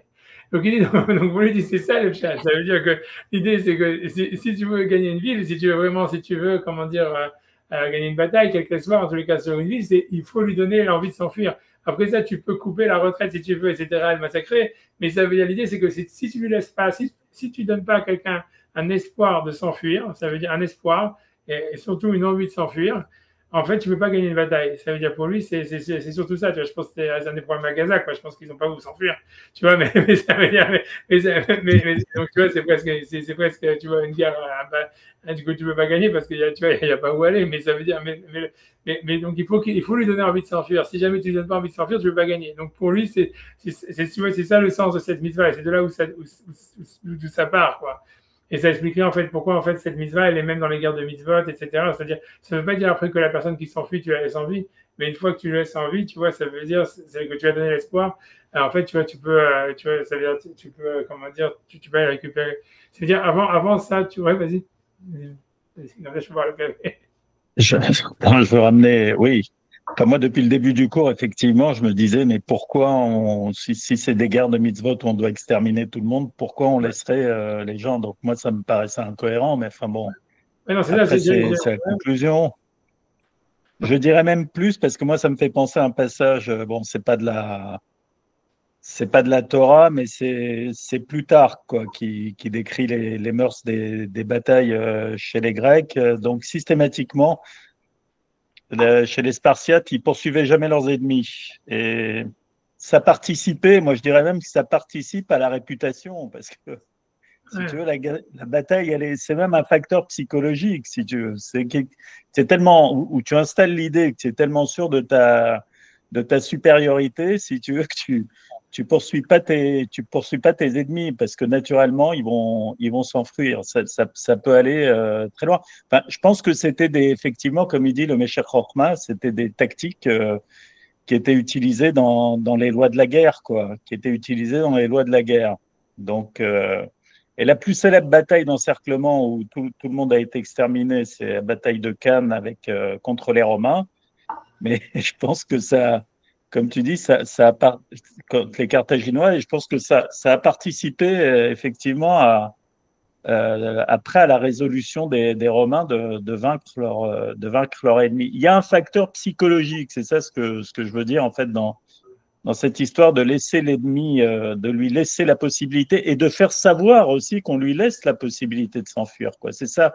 Si tu installes cette idée, ça veut dire qu'automatiquement, tu as pratiquement déjà gagné la bataille, quoi. Ouais, c'est possible, c'est exactement ce qu'il va dire, tu vois, le commentaire qu'on va faire. Et tu as raison, tu vois, ça veut dire, parce que sur les deux points, tu vois, voilà, je suis d'accord, mais pour moi, c'est quand même un chidouche de dire que, tu vois, comme il dit, la vraie question, c'est comment c'est que Narmani dit de ça une mitzvah, et surtout de faire de ça une loi, tu vois. Et est-ce que ça s'applique que dans les sièges? Est-ce que ça s'applique dans toutes les batailles? Tu vois, on a l'impression, en fait, tu vois, de Maïmonide que c'est dans les sièges. Mais pour moi, c'est très étrange, tu vois. Parce que si c'est une tactique, alors ok, c'est une tactique, tu vois, mais c'est pas, tu vois, et encore, comme dit dans Maïmonide, au moins, il dit pas que c'est une mitzvah, mais c'est quand même, tu vas dire, quand on dit que c'est ça ce qu'Hachem il a demandé à Moshe, c'est bizarre, tu vois. Pour moi, c'est étrange, tu vois. Et comme tu dis, c'est pour ça qu'à la fin, moi, dans le cours, tu vois, j'ai dit, j'ai pas vraiment trouvé de réponse satisfaisante, d'explication. Et comme tu dis, tu vois, c'est-à-dire, rien que parce que tu as mentionné l'histoire aussi qu'il fallait tuer tout le monde, et qu'on avait vu en fait dans Maïmonide, dans le livre des mitzvot, et je voulais ramener ça, qu'il dit, quand il avait parlé par exemple sur la mitzvah de détruire les 7 nations, il avait dit que cette mitzvah, elle ne dépend pas de la conquête d'Israël, et il y a une mitzvah en fait de les chercher même à l'extérieur d'Israël pour les tuer. Et donc pour moi, tu vois, ça veut dire, tu vois, je veux remettre, tu vois, c'est dans le livre des mitzvot, donc ça veut dire, tu vois, pour moi, c'est pas incompréhensible de dire que tu as une mitzvah d'aller chercher pour les tuer, mais que si jamais tu les as dans une ville, tu leur laisses, tu leur dis, allez, vous pouvez vous enfuir, tu vois, tu vois, c'est complètement incompréhensible, tu vois, c'est pas, tu vois, c'est pas possible. C'est sûr, c'est incohérent, c'est incohérent. Et aussi, je me suis dit aussi, mais pourquoi, par exemple, à Gag et tout cela, pourquoi ils sont pas enfuis? Tu vois, je veux dire, ça veut dire, je sais pas, tu vois, je veux dire, si Shaoul, il voulait Qui pas les ça? tuer, Qui? le roi d'Amalek, Ah, par exemple, tu vois, ça veut dire qu'après, Shaoul, on lui en veut, qu'il n'a pas tué, etc. Ben, il avait qu'à lui dire de s'enfuir, c'est tout, tu vois. Je veux dire, le mec, il était paresseux de s'enfuir, il était suicidaire, je sais pas, tu vois, c'est bizarre, tu vois. Si tu veux t'enfuir, ben, pourquoi tu t'enfuis pas? Je veux dire, c'est non, étrange. c'est sûr, c'est contre la logique de la guerre d'extermination, quoi. On Alors, laisse pas de, on laisse voilà, pas d'issue à l'ennemi, quoi. voilà, moi, la seule manière que moi j'avais pensé aussi, c'était de dire que, en fait, tu vois, ça veut dire on peut exterminer les gens, mais pas pendant la guerre, tu vois. C'est-à-dire, on a l'impression que si on veut lier un peu, tu vois, l'essai de Narmanide, c'était de dire, tu vois, comme si en fait la guerre c'était quelque chose en fait où l'homme il sort de son humanité et qu'en fait, tu vois, un peu comme avec tout ce qui se passe avec la Yefat Torah, avec tous ces machins-là, et que donc en fait on voulait limiter en disant non, garde tes limites même pendant la guerre. Et même si en fait il y a une mitzvah de, si tu veux, après ça, tu peux faire une épuration ethnique une fois que tu auras conquis la ville, etc., et que tu vas aller chercher les Ouais, Girgachis. donc, c'est ça, tu n'extermines pas à chaud comme ça, mais tu Voilà, installes des voilà, chambres à gaz après, quoi. voilà, un truc comme ça, tu vois, alors que ça paraît encore plus dégueulasse, mais peut-être pas, tu vois, je veux dire, ça dépend comment c'est fait, tu vois, je veux dire, ça veut dire peut-être que, tu vois, si jamais, tu vois, si jamais, en fait, ça avait été fait, tu vois, ça veut dire, tu vois, 100 ans de Oui, travail et non, tout ça. c'est ce qu'il disait aussi, hein, Himmler, c'était inhumain, quoi, pour ses propres soldats, même la mort par balle, etc. Et il a cherché un moyen plus technique Ouais, non, je pour pense tuer que, tout le monde. ouais, Mais ouais, non, je pense que c'est une meilleure idée, c'est sûr. je Je sais pense que pas. là, je pense que tu vois que ça veut dire, moi, je pense que c'est le camp de travail qui était le problème. C'est, tu vois, ça veut dire, tu vois, tu vois, ça veut dire, c'est tout. Ouais. J'en sais rien, je me rappelle, il y a une histoire connue que tu vois que je sais plus quel rave et tout ça, etc., qui était, tu vois, qu'il était, tu vois, c'est ça, mais il était dans une shiva et il avait été son shiva, etc., je sais pas quoi, et tu vois, il y avait un des élèves de la shiva, il avait jamais été dans la ville, il avait jamais été, je sais pas où, à Berlin ou je sais pas où, dans une ville allemande normale, tu vois. Et donc, je sais pas, le shiva, il a envoyé, il a demandé, tu vois, d'aller faire des courses ou je sais pas quoi, de faire un truc. Il est parti là-bas et voilà là-bas et le Maho et il revient. Il a été hyper impressionné par la politesse des gens, tu vois. Ça veut dire que dans les chivas, tu vois, c'est si tu veux passer, le mec il te pousse, tu vois, pour que tu passes, etc. Et machin, blablabla. Ah ben, il dit, s'il vous plaît, allez-y, tu vois, machin, etc. Et lui, il dit, ouais, il a été voir le shiva, il a dit, et il a dit, ouais, c'est incroyable comment est-ce que les goyim, ils sont plus polis que nous, ils sont plus éduqués. Tu vois, tu vois, ils ont mieux, tu vois, ça veut dire, nous, on est vraiment des sauvages et tout ça. Et il lui a dit, et moi, je lui ai dit, attends, tu vas voir bientôt, tu vas voir ce que c'est la politesse allemande. Et donc, et tu vois, et que quand c'est en fait, après ça, donc il y a eu la Shoah, et le type, il a été pris dans un camp de concentration, et les Allemands, ils lui disaient, allez-y, s'il vous plaît, par là, après vous. Ça veut dire que tout le truc de politesse, il était gardé même dans les camps de concentration. Quand les Allemands, quand on leur disait d'aller à la chambre à gaz, c'était dit avec la troisième personne, avec comme s'ils allaient, je sais pas quoi, aller prendre un thé, on allait leur servir un thé chez Fauchon ou j'en sais rien, tu vois. Ça veut dire, Avec un orchestre. voilà, mais j'en sais rien, mais pourquoi pas d'un côté? Je me dis, tu vois, ça veut dire pourquoi pas, hein. Ça veut dire. J'en sais rien, en tous les cas, c'est sûr que c'est très bizarre, tu vois, ça veut dire, c'est très bizarre comme à la race, surtout si on l'applique quand même aux guerres de mitzvot, quoi. Moi, c'est-à-dire que selon Narmanide, qui dit qu'il applique ça qu'aux guerres facultatives, on peut comprendre, mais selon Maïmonide, tu vois, ça veut dire si on applique ça sur les guerres de mitzvot, c'est vraiment bizarre. Et c'est tout, ouais. Je sais pas, tu vois, même avec l'histoire de Midian, tu vois, pour moi, c'est toute cette guerre de Midian, tu vois, Moshe, il était pas capable de dire tuer les femmes, qu'il a besoin de le dire après, ou qu'il prend comme si c'était évident qu'ils auraient dû le faire. Pourquoi c'est tellement évident? Tu vois, je veux dire, tout ça, c'est bizarre, cette histoire tu vois, de la guerre de Midian, Non, elle est bizarre. ouais. Ou alors tu dirais que ton ennemi, quand il te combat, il faut qu'il soit, on va dire, dans un état psychologique de te faire la guerre et pas dans un état de désespoir, etc., quoi. Il faut le tuer noblement, comme ça, quitte à refaire 100 fois la bataille jusqu'à qu'il n'en reste plus un, j'en sais rien, mais Non, mais il y a deux cas. c'est Si un c'est une raison peu. stratégique, si la cause elle est stratégique, comme il semble dire Ramban, bon, c'est une bonne stratégie parce que dans les deux cas, si c'est purement stratégique, bah, c'est bien. Parce que les stratégies, c'est bien pour faire la guerre. Ça peut être une mitzvah. La vraie question, c'est si c'est comme ça. Pourquoi c'est une mitzvah, Oui, tu vois, alors, la mitzvah, elle est dans tous les cas, parce que si c'est stratégique, ça va sauver des vies des juifs aussi. C'est-à-dire qu'en fait, si c'est plus facile de gagner la guerre parce qu'il y en a une partie qui s'enfuit, ben, tu vas sauver des juifs. Et ça, c'est toujours une mitzvah. Donc, je pense qu'il faut voir ça. Enfin, moi, je verrais ça comme ça. Et si c'est. Après, l'autre avis de Ramban, c'est de dire que c'est du moussard pour les hommes. Bon, bah, ça aussi, c'est une mitzvah de faire du moussard tout le temps, quoi. Je veux dire, pour lui, c'est assez homogène, quoi. Pour le Rambam, je vois que l'angle stratégique, parce que peut-être que je pense que bon, il n'a pas décrit, mais peut-être que c'est une raison stratégique qui dit que, bah, finalement, s'il s'enfuit, Tu sais, Thierry, ouais, je vais te sortir l'autre exemple, parce que tu dis ça sauve la vie des Juifs, mais sinon, tu prends l'autre exemple, c'est-à-dire les Mongols. Les Mongols, eux, ils arrivaient et ils commençaient par exterminer des habitants de villes systématiquement du plus grand jusqu'au plus petit, et avec des techniques d'ailleurs assez incroyables où bon, ils se répartissaient comme ça, chaque soldat, il prenait 10, 20, 30 habitants et il les massacrait lui-même, voire il commandait aux habitants de se massacrer entre eux, enfin c'était absolument abominable. Mais c'était précisément pour installer une telle terreur pour que les peuples se soumettent immédiatement et les éviter de faire de remettre ça. Si tu laisses, on va dire, une porte de sortie à tes ennemis, ils se disent toujours qu'ils peuvent recommencer la guerre aussi. C'est ça aussi. Si tu veux. Te dire qu'ils vont trouver ils vont trouver l'issue de secours, ça va leur permettre de se refaire ailleurs, quoi. Bon, d'abord, je connais moins bien les Mongols, mais de toute façon, les Mongols, ça, c'est de la terreur. Bon, tu peux toujours installer de la terreur quand tu vas faire la guerre, c'est un grand classique. Et je veux dire, bon, c'est un exemple extrême, mais c'est aussi un exemple de faire un exemple tel, si tu veux, que personne ne recommence après. Je comprends, mais on parle d'une autre Les Romains faisaient un peu la même chose aussi. Hein. Les Romains faisaient ça aussi, ils massacraient comme ça complètement. Hein. Ouais. Et c'est le truc contraire, quoi. Donc, moi, ça me paraît pas évident, si tu veux sauver des vies. C'est très d'actualité comme sujet, hein. C'est vraiment l'histoire de Gaza. Hein. Ça veut dire, tu vois, ça m'enlève le truc. Peut-être qu'on devrait effectivement complètement les massacrer. Non, mais il y a une énorme différence, c'est qu'à l'époque, ils savaient que la guerre finissait par le massacre de tous les hommes. C'est-à-dire qu'en fait, il n'y avait pas de prisonniers de guerre ou d'armistice ou de machin comme ça, sauf si effectivement ils faisaient la paix au départ.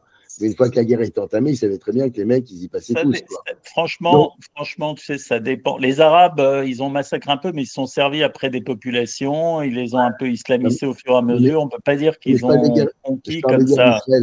On parle des guerres bibliques, là, a priori, je ne sais pas après. Mais les guerres bibliques, je ne sais pas. Qui sait vraiment ce qui s'est passé dans ces guerres bibliques? On a du mal à savoir vraiment qu'est-ce qui s'est passé. Ok, mais alors, intéressons-nous qu'au texte. Dans le texte, il dit les mâles, de toute façon, ils s'en sortent très mal. Ils s'en sortent mal. Ils ont peu de chance de s'en sortir. Aujourd'hui, il y a l'armistice, ils peuvent poser les armes s'ils veulent. Je veux dire, moi, j'ai toujours l'exemple. Pour Gaza, je donne l'exemple de Paris. Je veux dire, Paris, déjà, il n'a jamais été bombardé parce que la ville, elle s'est rendue. Et c'était réglé en 5 minutes. Il n'y a pas eu rien de détruit et pas de mort. S'il s'était rendu. Paris, c'est un peu plus beau que Gaza, quand même. Ça vaut le coup de sauver la ville. Si tu veux, Gaza, on n'en a rien à foutre. Certes, mais je ne parle pas de nous, mais je parle d'eux, moi. Mais, effectivement, ouais. Mais donc, il y a des solutions pour ne pas mourir bêtement, quoi. C'est ce qu'ils ont fait avec Paris. Moi, je suis toujours étonné que Paris n'ait pas été massacré, que les Allemands, ils ont fait ça. Bon, parfait. Et là, tu es dans une guerre de conquête, alors qu'à Gaza, on est dans une guerre d'extermination, quoi. On est dans une guerre extrême, si tu veux. Avec des ennemis irréductibles. J'ai l'impression que les Allemands. Si on allait dans la logique et qu'on n'était pas si on était dans une vraie logique, là, qu'on appliquait le programme génocidaire là, qu'on nous propose dans la Torah, Et qu'on n'avait pas les scrupules des nations là, avec des mœurs civilisées et polies, si tu veux, qui ont le culot de nous imposer un joug moral comme ça, et ben la population, elle passerait au fil de l'épée, quoi. C'est tout. Mais je pense que les Juifs sont pas capables. Et c'est terminé, si tu veux, parce qu'ils nous ont mené une guerre d'extermination, donc tu réponds par une guerre d'extermination, si tu veux. C'est une guerre extrême, d'ailleurs, la preuve, ils n'ont toujours pas déposé les armes, alors qu'ils sont vaincus depuis un certain temps déjà, mais ils n'ont pas déposé les armes. Donc, c'est dur à avaler, mais c'est la vérité. Oui, non, c'est sûr, c'est sûr. Qu'est-ce que je te dis, j'en sais rien, mais c'est pour ça. Ah, voilà, mais enfin, ouais. Donc, en tout cas, je continue les textes, mais en tout cas, c'est pour ça que je dis que c'est d'actualité, c'est difficile à comprendre. Parce que voilà, ça te montre cette histoire-là. Est-ce que cette halakha s'appliquerait aussi sur Gaza? Est-ce que, tu vois, est-ce qu'il faudrait essayer de leur lancer le secret, ça serait de leur laisser une possibilité de sortir quelque part? Est-ce qu'il y a cette possibilité? J'en sais rien, tu vois, peut-être, je sais pas. Il y a la frontière égyptienne. Oui, mais bon, moi, la théorie, ce qu'on sait, si tu veux, c'est que toutes ces nations arabes, et même les nations occidentales, elles maintiennent un conflit comme ça artificiellement depuis tout le temps sur Israël, quoi. C'est comme une espèce de plaie ouverte qu'on entretient systématiquement. Donc il y a une guerre larvée qui est menée comme ça, tant du côté arabe que du côté occidental sur Israël. Ça. Tu vois l'attitude de Biden qui te dit je te donne les armes mais ne tape pas. Enfin, cette schizophrénie là, c'est complètement hallucinant ce qu'on voit, quoi. Vous avez le droit de vous défendre, mais il faut surtout pas attaquer. Non, mais c'est dingue. Mais ça résume parfaitement la volonté d'entretenir une plaie ouverte comme ça systématiquement, une guerre pour affaiblir Israël. Alors, pas le tuer complètement, en tout cas pour les Occidentaux, ils veulent pas, mais ils veulent qu'on reste faible, cerné, angoissé en permanence, voilà, à leur merci, quoi, d'une certaine façon. C'est tout. Et nous, en fait. On a le joug des nations, le fameux, donc. Oui, vous voyez, regardez, on a les ratios les plus faibles de morts de civils, des trucs, mais c'est jamais assez, quoi. C'est jamais assez. Hein, Sylvain? Mais non, mais c'est normal qu'ils ne veulent pas nous éliminer, nous tuer tous, parce qu'autrement, il n'y aurait plus d'antisémitisme. Ils seraient peinés. Ils se sont emmerdés, ouais, c'est sûr. C'est pour ça qu'ils nous conservent un petit peu. Sylvain, tu sais qu'il y a de l'antisémitisme. Il y a de l'antisémitisme dans des pays comme le Japon où il n'y a pas un seul juif. Ça existe. Il y a des Lubavitch quand même là-bas. Oui, mais enfin bon. C'est un phénomène. L'antisémitisme au Japon, c'est un phénomène. Hein. On dirait qu'ils auraient envie aux Polonais parfois. Les Japonais, ils sont anti tout ce qui n'est pas japonais. C'est super bizarre. Alors, je sais pas. Les Japon, je pense que c'est vraiment. Il y a vraiment tellement de quoi. Leur manière d'être, elle est tellement opposée que. Je sais pas. C'est vraiment. Je pense que moi, je sais pas. C'est assez impressionnant. Attendez. Vous êtes allé au Japon d'abord? Moi, je vais aller au Japon. Vous avez vu comme c'est nickel? Vous avez vu comme c'est nickel? C'est nickel. Mais comme il dit, magnifique. Mais ça cache quoi, ce côté nickel? Ça cache quoi? C'est ça, exactement. C'est ça. Le type qui est brouillon, il a un cœur sensible. Tu comprends très bien l'histoire. C'est surtout, moi je te dis, parce que je connais, tu vois les rabbinim là-bas, j'ai parlé, parce qu'il y a des rabbinim, mais tu vois, il y a tout ça, mais ça veut dire il y a beaucoup, parce qu'il y a beaucoup de Japonais qui se convertissent au judaïsme aussi, ça il faut le savoir, hein, il y a beaucoup. Ça veut dire une communauté, tu vois, etc. Mais il m'a dit, mais il y a des histoires d'inceste, des histoires de tout ça, tu vois, c'est hyper, justement, tu vois, c'est comme il dit, c'est de l'extérieur, tout est nickel, mais tout ce côté hyper nickel, il cache à l'intérieur, tu vois, au niveau familial, au niveau privé, une pourriture, tu vois, t'as pas idée, tu vois, ça veut dire, c'est ça, tu vois, c'est ça le.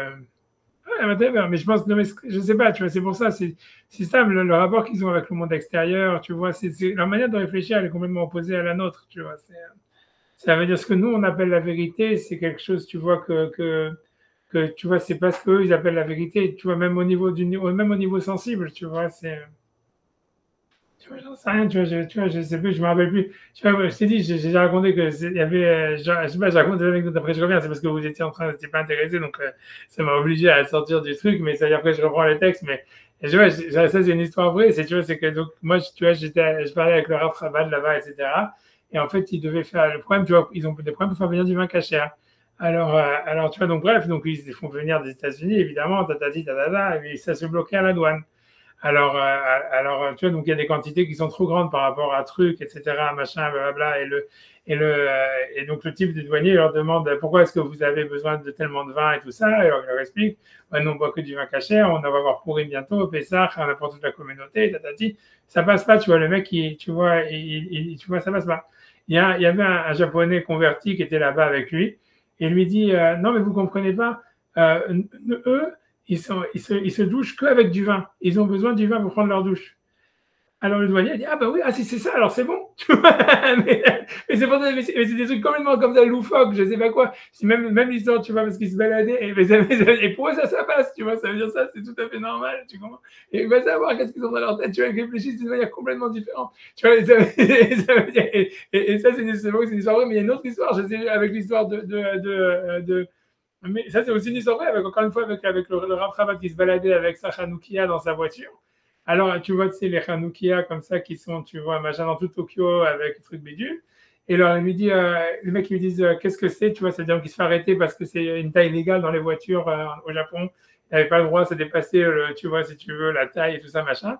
Alors, là encore, tu vois, le mec, il ne sait pas quoi répondre. Il dit, oui, non, c'est un truc religieux, machin, c'est une symbolique, tu vois, pour nous. Le mec, il dit, non, non, c'est interdit, c'est interdit. Là encore, tu vois, il y a le converti japonais qui est toujours avec lui, qui lui dit, non, mais vous savez, nous, on pense qu'on peut rentrer en contact avec les soucoupes volantes. Et ça nous permet, je te jure que c'est une histoire vraie, ça nous permet, c'est des antennes qui nous permettent de communiquer avec les ovnis. Et le mec, il a dit ça, et le type, il a laissé passer. Tu vois, donc ça veut dire, et je te promets que ça marche. Quand tu vois ça, tu te dis, ok, ça veut dire, tu veux pas, tu vois, pour comprendre les Japonais, il faut être japonais, quoi. Ça veut dire, ils ont un autre système. C'est deux histoires vraies, je te promets qu'elles sont vraies. Je te dis, c'est pas du blague, c'est vrai. Et c'est avec la police et tout ça, avec le gouvernement pour de bon, tu vois. Je te dis, c'était pas un truc. Ils réfléchissent bizarrement. Ils n'ont pas le même rapport à la réalité que nous, tu vois, c'est tout. Tu vois, ça veut dire. Je reviens maintenant sur les textes, donc je vais simplement montrer, tu vois, ça veut dire, donc dans le Sefer Mitzvot, voilà, donc seconde, j'imagine avec ça, voilà, donc c'était simplement pour montrer que Maïmonide, d'un côté, lui, il pense qu'il y a vraiment, quand il parle sur la mitzvah de détruire les sept nations, mais on l'avait déjà fait ensemble, oui, voilà, quand il dit Aval, donc il parle sur la mitzvah de détruire Amalek. Donc, bref, il dit Zula Yamer, Valnog Bechol Dorvador, Kolzman Shenimsa Misera Amalek Mitzvah Lachito. C'est-à-dire qu'il y a une mitzvah de détruire Amalek. Il dit Verken Larog Shiva Mamin, et même de tuer les 7 peuples, ou l'Avdam, et de les perdre. C'est Tzivu Inistavi Nubo. Donc, c'est une mitzvah que nous avons. Vumilchemet Mitzvah. C'est une mitzvah, c'est une guerre de mitzvah. Et il dit dans le Sefer Mitzvot, donc, truc, vous avez la référence. Il dit, bon, cette phrase-là qui est importante, alors nous mesouvim les chatet acharehem, on a une mitzvah de les chatet, c'est-à-dire de creuser derrière eux, c'est-à-dire de faire des enquêtes, tu vois, ça veut dire de faire comme la Gestapo, quoi, ça veut dire de faire de les chercher, ou le roi de femmes, et de les poursuivre, pour les massacrer, a priori. De Hol d'Orvador dans chaque génération, jusqu'à ce qu'ils disparaissent, de Louis Shehamelish, et qu'il n'y a aucun homme qui survive. Donc, tu vois, donc ça veut dire que l'idée, c'est que s'il y a une mitzvah même d'aller les chercher, c'est-à-dire c'est pas simplement de conquérir la terre d'Israël, a priori, lui dit il y a une mitzvah d'exterminer les 7 peuples, et tu vois, il utilise surtout le mot les chatet acharem ou le roi de femme, ça veut dire de les chercher, de creuser derrière eux et de les poursuivre. Alors, on ne voit pas comment est-ce que tu peux dire, après, quand on fait le siège, on reste un endroit pour s'enfuir, tu vois ce que je veux dire? À moins que ça soit un endroit pour s'enfuir, pour ensuite après les cueillir et les tuer, quoi. J'en sais rien, mais c'est pas ce qu'il dit, parce qu'il dit dans le texte qu'on vient de faire, dans la Chazaïn, il dit, celui qui veut sauver son âme, on a l'impression que c'est un truc humanitaire. Moi, dans Maïmonide, le sens dans lequel ça va ramener, on a l'impression que c'est un but humanitaire. Et en tout cas, donc maintenant, je vais simplement ramener, tu vois, ça veut dire le texte, donc comme je vous ai dit, donc je vais pas ramener la Gemara dans Sota, etc., mais je vais ramener, donc ça, c'est le livre Poulat Tzadik qui explique en fait que, si tu veux, la stratégie pour gagner, en fait, c'est vraiment de laisser, ça veut dire, c'est comme de laisser de l'espoir à son ennemi, puisqu'en fait, ça veut dire, il peut y avoir de victoire que si jamais il y a une volonté de s'enfuir d'abord. Et donc ça, c'est le Sefer, donc c'est Sefer Poulat Tzadik, c'est un auteur du 15e siècle. Et donc c'est lui qui dit et donc lui d'abord il a cette explication intéressante où il veut dire que même si on lit dans le Sifri, je veux dire à l'oral, il dit que même si on lit dans le Sifri que Tanakama il dit qu'il faut les encercler des quatre côtés, lui il veut dire que quand Tanakama il a voulu dire encercle-les des quatre côtés, ça veut dire que si tu les encercles du trois côtés, c'est comme ça que tu les encercles de quatre côtés. Parce que justement, tu vois, ça veut dire la manière de leur rester, tu vois, un endroit de s'enfuir, c'est ça ce qui fait qu'en fait, ils sont vraiment encerclés. S'ils n'ont pas d'endroit de s'enfuir, tu les as pas encerclés du tout. Parce qu'il dit, voilà, un type qui est désespéré, qui a plus rien à perdre, il va se battre. Et il dit, en général, le mec qui a plus rien à perdre, il va gagner, tu vois.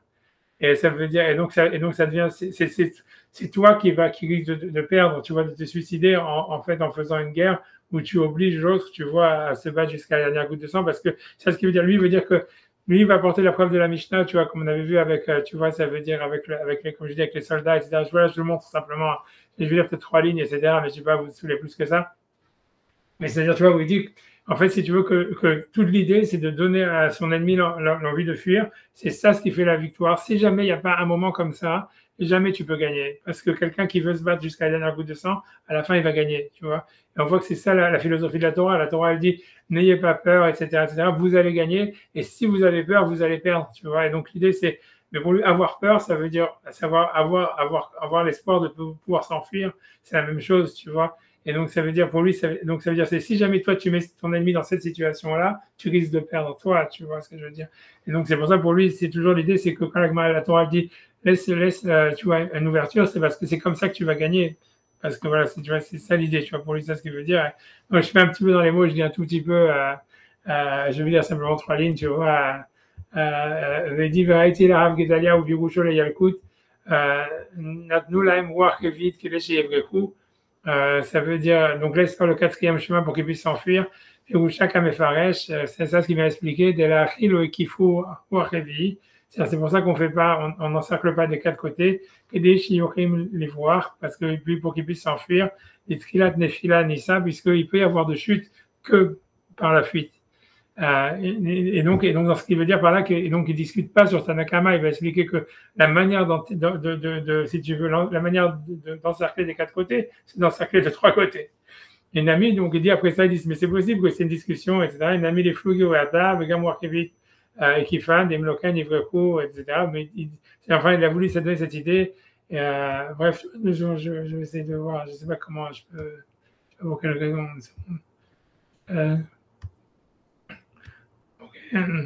Tu vois, donc ça veut dire, donc là en tout cas, il va simplement expliquer tu vois, ça veut dire dans le langage de Maïmonide, pour lui le problème c'est que Maïmonide il n'a pas mentionné cet atout stratégique, il a dit que c'était un truc humanitaire, donc lui il veut savoir est-ce qu'on pourrait rentrer ça dans Maïmonide quoi. Donc c'est à dire que si on explique en fait l'idée c'est que pour qu'il y ait une défaite il faut qu'il y ait une volonté de fuir. Donc si on laisse un endroit pour s'enfuir, c'est pas pour le bien du peuple, de la population civile et là qui est de l'archilam, l'ipol, techilat, nefilanissa, mais pour les faire trébucher au contraire et perdre la bataille. Mais nous la Rambam, mashma del tobat medina, mais quand on lit le langage du Rambam, on voit que c'est plutôt pour le bien du peuple et c'est un but humanitaire. Okede les mallettes, les mallettes, que celui qui peut s'enfuir puisse s'enfuir. Donc il dit V'yesh lomar de gam Rambam yodé le tam Rabbeinu Gedalia sharedikdai vekatav manichim oto makom le boreach. On leur laisse un endroit pour s'enfuir. Et donc lui dit c'est ça. Vainu lomar de trilat nefilanissa. Ça veut dire voilà, ça veut dire l'idée c'est que le principal de la raison, lui peut dire on peut rentrer cette histoire de stratégie ou de psychologie dans Maïmonide quand il dit on laisse un endroit pour celui qui veut s'enfuir ou on leur laisse un endroit pour s'enfuir. Avant d'être trilat nefilanissa parce que pour dire que le début tu vois de la chute c'est la fuite. Etc. Mais que après ça, c'est possible que celui qui veut s'enfuir, il veut s'enfuir. Ok, le car lo amar ou manichim comme le boreach, les mallettes nafsho, et c'est pour ça que Maïmonide il a dit d'abord, celui qui veut s'enfuir, il peut s'enfuir. Et ensuite, il dit, et celui qui va sauver son âme, il va sauver son âme. Mais pour dire que la raison stratégique, elle est aussi là, la raison psychologique d'organiser la fuite de l'ennemi. Il a coupé la phrase en deux. Et la katave, le kol michi yaseimait, mashmash, mshne dvarim, qu'on veut dire, voilà, c'est deux choses, etc. Ah, voilà, tu vois, je veux dire, je vais pas aller plus que ça, mais pour moi, ça reste très compliqué, surtout sur Nachmanide qui fait de ça une mise à positive de la Torah, alors que c'est même pas marqué dans la Torah quoi que ce soit, il est marqué comme Hachem il a demandé à Moshe. Même, tu vois, le fait que Nachmanide, il fait de ça une halakha, ça aussi c'est un conseil, tu vois, je veux dire, tu vois, c'est un conseil stratégique ou quoi que ce soit, c'est d'où tu sors qu'on va appliquer ça à toutes les guerres. Tu vois ce que je veux dire? C'est pour moi, tu vois, c'est très bizarre que ça soit ramené dans la halakha, quoi, que carrément. Mais est-ce que la Torah, elle avait besoin de préciser comme Hachem l'a demandé de faire à Moshe? Donc ça laisse forcément une question et une recherche, si tu veux. Sinon, qu'est-ce que tu en fais de ce passou? Ça veut dire, d'abord, ok, si tu veux, je suis d'accord qu'il y a une anomalie de langage, tu vois. C'est-à-dire, c'est une redondance, tu vois, c'est d'où c'est une redondance. Si tu veux, la véritable question, si tu veux reprendre le texte, si tu veux vraiment comprendre d'où est-ce qu'elle fonctionne la dracha, ça veut dire, si j'avais retrouvé, attends, j'ai pas encore, voilà, dis-moi, c'est ce truc-là. Voilà, tu vois, le texte, il dit ça, tu vois, il dit, si on revient sur le pasouk,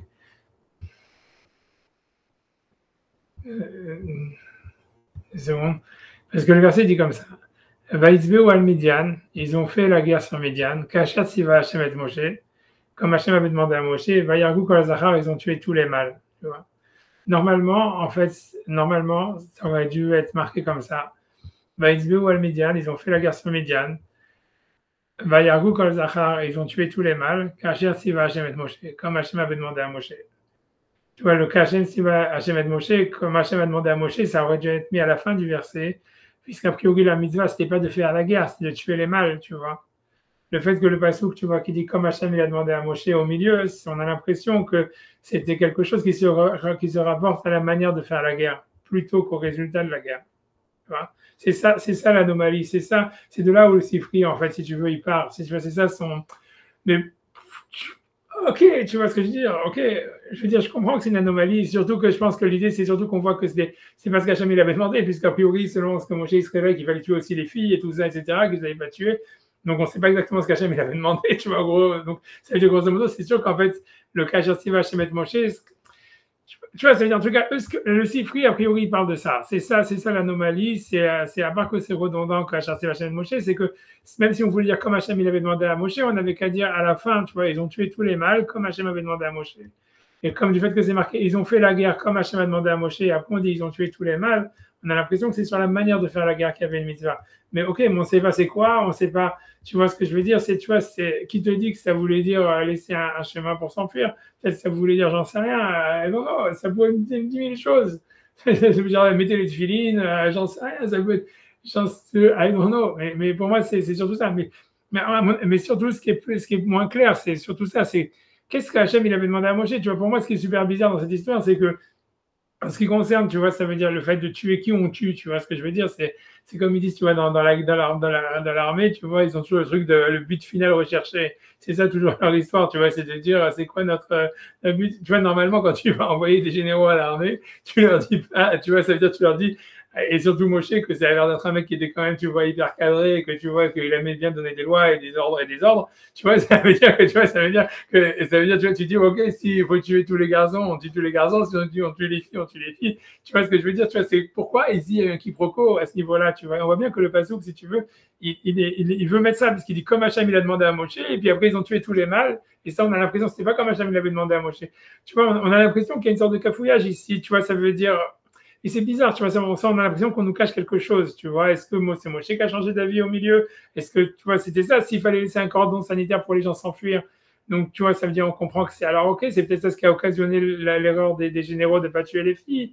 Tu vois, tu vois, mais tu vois, c'est surtout parce qu'après Moshe, il s'énerve, tu vois. C'est hyper rare quand Moshe, il s'énerve, tu vois, ça veut dire, tu vois, quand ils arrivent, il dit, sauf Moshe al-Bekoudé Khaïl, tu vois. Moshe, il s'est énervé sur les chefs de l'armée en disant, Moshe, vous avez laissé toutes les filles en vie. Comme si, ok, mais tu vois, on n'avait pas l'impression, tu vois, que eux, ils avaient l'impression si tu veux, transgresser ce que Moshe l'avait dit. Ça veut dire, a priori, c'est que lui leur avait pas dit, tu vois, qu'il s'attendait à ce qu'il devine tout seul. Mais pourquoi? Tu vois, surtout s'il leur avait demandé de laisser un cordon sanitaire pour laisser évacuer les réfugiés. Je veux dire, tu vois, c'est comment est-ce qu'ils auraient deviné ça? Tu vois ce que je veux dire? Pour moi, la vie de Tanakama, il fait plus sens, tu vois, de dire que si c'est Kachassi Vachem Moshe, ça veut dire qu'il avait dit enfermez-le de tous les côtés. Donc, ça voulait dire, OK, ils auraient dû deviner de là que si on n'en laisse aucun cordon sanitaire, aucun cordon truc, alors ça veut dire qu'on doit tuer tout le monde. Et là, ils n'ont pas tué tout le monde, alors Moshe s'énerve, pourquoi vous n'avez pas tué tout le monde?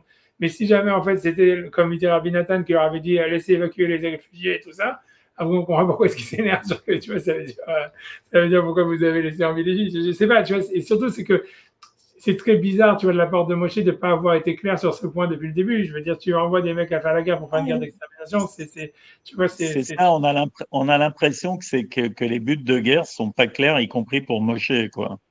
Peut-être que lui-même, si tu veux, il regrette après il regrette de peut-être pas avoir été jusqu'au bout, j'en sais rien, si tu veux. C'est possible, ça serait ça. C'est l'histoire, peut-être.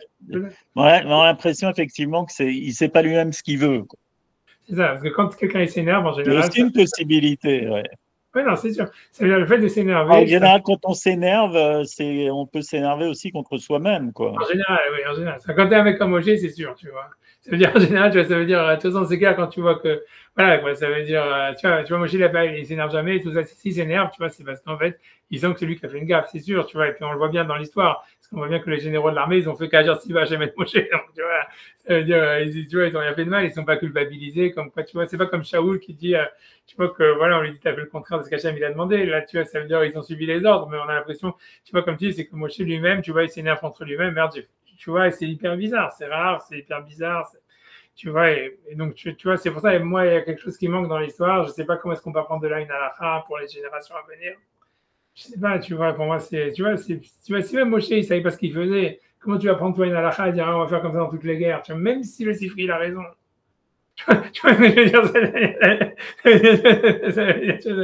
je sais pas, tu vois, c'est bizarre, tu vois, c'est super bizarre. Qu'est-ce qui s'est passé, tu vois?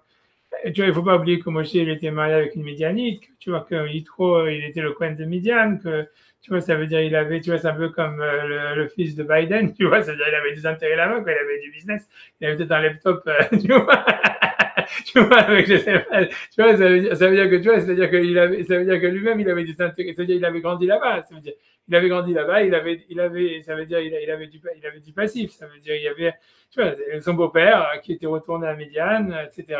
Donc, sa belle famille, tu vois, on imagine bien que, tu vois, c'était pas si blanc, c'était pas clair, tu vois. Alors, est-ce que c'est ça l'histoire?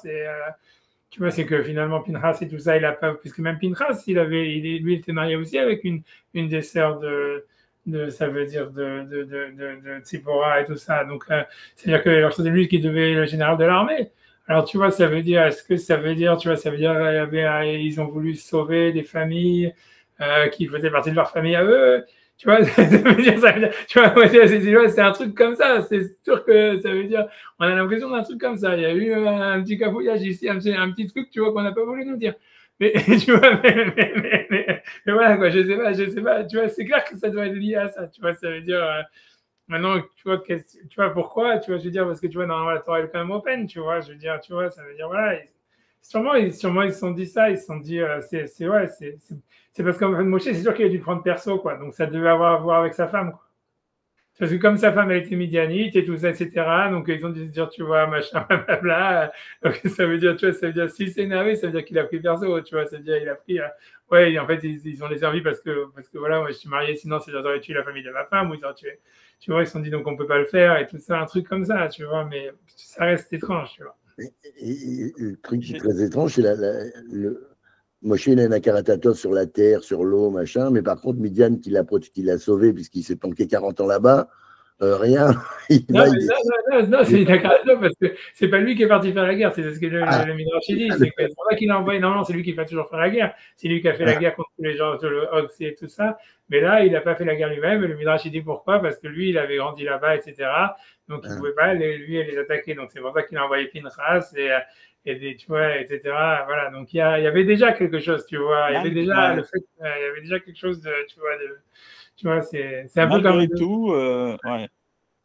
Je pense, moi j'ai toujours pensé que Shaoul il n'avait pas exécuté Agag parce que c'était son semblable quelque part et qu'on a toujours du mal, il y a une réticence comme ça à tuer quelque part ou à éliminer celui qui te ressemble, quoi, celui qui porte les mêmes attributs parce que c'est comme une forme de suicide.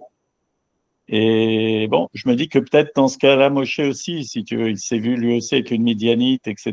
Il y a un facteur psychologique comme ça qui fait qu'il peut être brouillé comme ça, qui peut être empêché comme ça pour donner un ordre d'extermination comme ça de Non, sa c'est sûr. propre femme, des semblables de sa femme aussi. Si tu veux. Ouais, non, c'est ça, puisqu'il avait des C'est pas enfants avec. évident. Ouais, non, c'est sûr, c'est sûr. C'est comme tu dis, et puis Yitro, tu vois, tout ça, c'est bizarre. Tu te demandes qu'est-ce qu'il est devenu Yitro dans l'histoire, tu vois, puisque lui, il a été là-bas, il était retourné là-bas et tout ça. Après, tu vois, on le retrouve, tu vois, ses enfants, il a des descendants qui sont en Israël, qui habitent à Jéricho et tout ça. Justement là, à l'ère de Jéricho, donc tu vois, etc. Mais, donc ils n'ont pas été exterminés, je sais pas, tu vois, c'est tout ça, tu vois, et comme tu dis, je pense que Pinchas, il était lui-même marié avec une des filles de Yitro, des petites filles de Yitro, etc. Et c'est bizarre, tu vois, c'est sûr. Et c'est sûr que Moshe, comme je dis, tu vois, Moshe, toute sa prophétie, la force de prophétie, il l'a eu de Midian, c'est sûr. Tu vois, puisqu'avant qu'il aille à Midian, il n'était pas capable de parler à Hachem, tu vois. Donc c'est clair que, tu vois, ça veut dire c'était un système de prophétie. On a l'impression que Midian, c'était quand même, tu vois, les mecs qui étaient au niveau culturel. C'était, si tu veux, l'exemple, tu vois. C'était même plus que les Égyptiens, tu vois. C'est comme, si tu vois, c'était ceux tu vois, puisqu'on voit bien que les filles de Moab, elles suivent comme des bêtas, ça, c'est ce que les mecs, les meufs de Midian, elles font. Tu vois, ça veut dire, tu vois, tu vois, et même Moshe, tu vois, ça veut dire, tu vois, Eva Midian, tout ça, ça avait l'air de Cohen Midian. Quand on dit, voilà, Yitro, Cohen Midian, on a l'impression que c'est comme si tu avais dit, je sais pas, prix Nobel, j'en sais rien, tu vois, c'est comme si tu avais dit, le top, tu vois, le mec, c'est la célébrité du coin, tu vois, on dit que Pharaon demandait conseil à Yitro, Yitro, c'est celui qui s'était opposé à l'asservissement des Juifs, etc. Donc, je sais pas, donc ça veut dire, ça semblait que c'était quand même une civilisation, tu vois, que les Juifs, ils étaient, comment dire, tu vois, et dans cette histoire-là, eux, ils sont vachement, comment dire, pas vraiment. Tu vois, c'est plus Moab qui a fait le coup que eux, tu vois. Et je sais pas, c'est tout le truc, il est bizarre, tu vois. Tout le truc, il est bizarre. C'est sûr que c'était eux derrière, si tu veux, c'était eux, on a l'impression que c'est les cerveaux qui avaient manipulé Moab pour faire tout, etc. Et qu'ils étaient, en fait, si tu veux, c'était eux les cerveaux, ok, mais voilà, tu vois, j'en sais rien, tu vois, c'est sûr, tout ça, c'est étrange, j'en sais rien, tu vois, ça reste étrange, tu vois, mais l'histoire, c'est le cas Hatzivah, Hachem et de Moshe, ils ont fait la guerre comme Hachem, il avait demandé à Moshe, mais le résultat, c'était pas ce qu'Hachem, il avait demandé à Moshe, et on a l'impression, tu vois, quelque chose qui joue là-dedans, mais je vois, et surtout pour moi, c'est pourquoi est-ce que tu vas apprendre ça avec les autres guerres, tu vois, ce qui s'est passé à ce moment-là, ça s'est passé à ce moment-là. On voit qu'il y avait cette guerre, elle a été spéciale sur plein de niveaux. On ne trouve jamais une mitzvah comme ça de tuer les femmes qui ont pu avoir des rapports sexuels, pas les autres. Si on trouve ça dans aucune guerre, cette distinction, elle est faite nulle part ailleurs. Le fait d'envoyer le Shevet Lévi faire la guerre, c'est une distinction, un truc qu'on trouve nulle part ailleurs.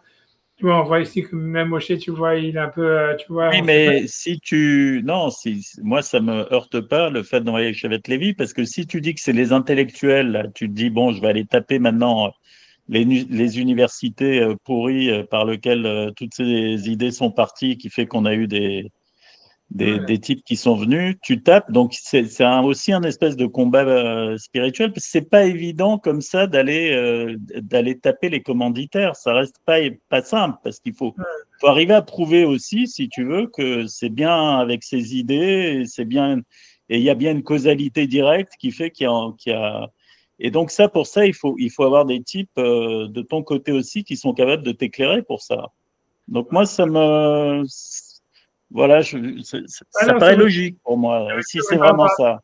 par rapport à ça, tu vois, ça expliquerait c'est quoi le cas Jersiva Hachem et Moshe, comme Hachem il avait demandé à Moshe. Ça veut dire en fait ce que Hachem il avait demandé à Moshe, c'est si tu veux, c'est d'attaquer les commanditaires, comme tu dis. C'est d'aller voir ceux qui étaient la cause de la chose, tu vois, plutôt que ceux qui étaient l'exécutant.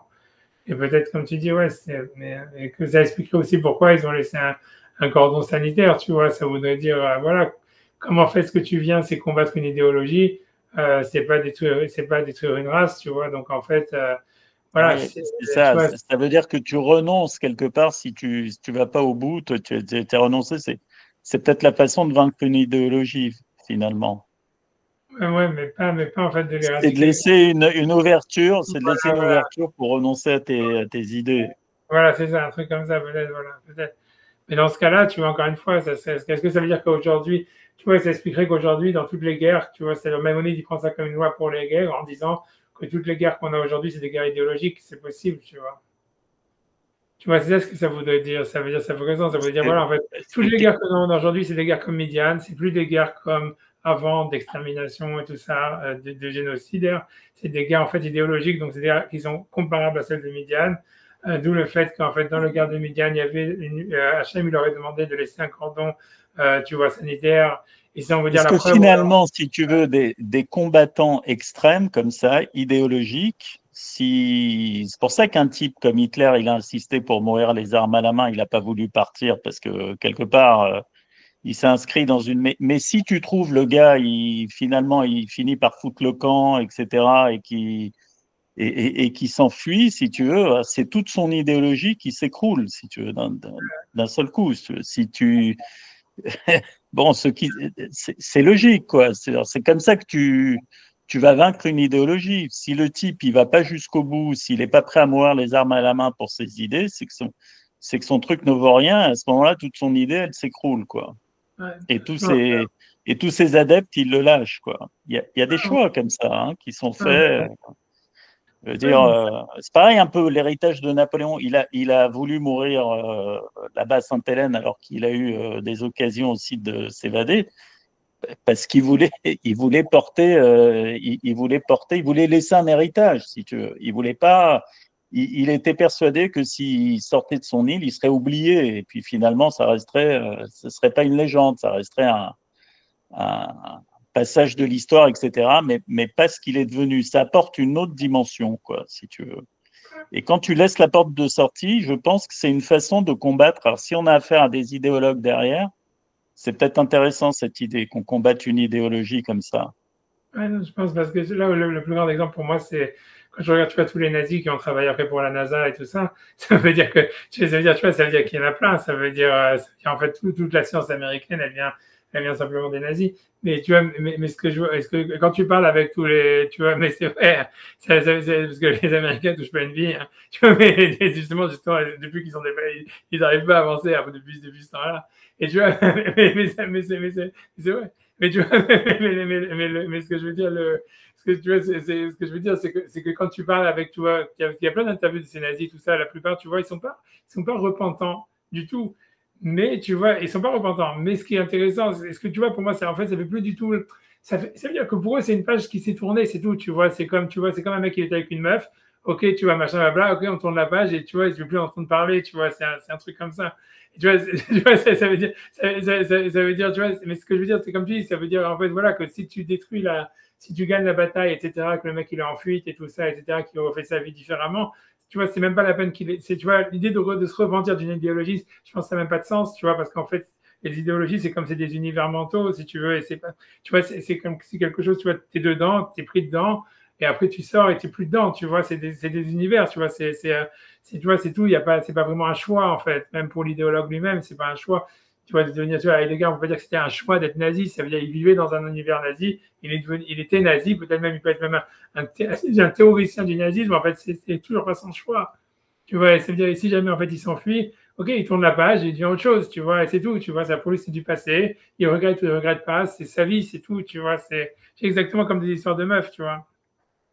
Et tu vois, tu vois, c'est tout. Tu vois, je pense un truc comme ça, tu vois. Je pense, c'est pour ça que ça fait sens, en fait, de dire, OK, s'il s'enfuit, en fait, que sa ville, elle est détruite, la civilisation, elle est détruite, donc automatiquement, tout cet univers mental, il disparaît, quoi. Donc, ça aurait un sens de laisser, tu vois. On pourrait dire, en fait, voilà, que Maïmonide, il veut nous apprendre que toutes les guerres d'aujourd'hui, c'est comme des guerres de Médiane. Ça veut dire que pour le futur, les guerres qu'on a, c'est plus des guerres, en fait, génocidaires, c'est des guerres idéologiques. Et donc, en fait, ça a un sens de détruire la ville et de laisser les gens s'enfuir. Parce que si leur univers il est détruit, donc leur univers mental il va changer. Il va changer. C'est comme tous les Palestiniens qui sont aux États-Unis, tu vois. C'est-à-dire, voilà, et pour eux, ils sont toujours pro-palestiniens, mais pour eux, c'est une partie de leur vie qu'ils veulent oublier, quoi. parce que tu vois, au fond, on arrive aux États-Unis, et tu vois, et shalom, tu vois, ça veut dire on ne veut plus entendre parler. Tu vois, c'est intéressant, c'est intéressant. Ouais, c'est vraiment intéressant. Un truc comme ça. Je ne sais pas comment on en est arrivé là, mais c'est intéressant. C'est grâce à toi. C'est parce que tu as réussi à traverser l'état comateux des références. Tu vois, mais bon.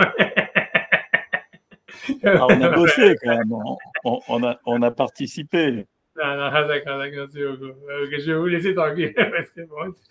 Merci, Jésus de ce côté, mais alors, pour les choses de Gemara, là, pour le Tosfot, c'est juste que je suis en pleine galère. Mais bon, mais on va bien rigoler. Bonne chance. À ce soir, bye. Bye.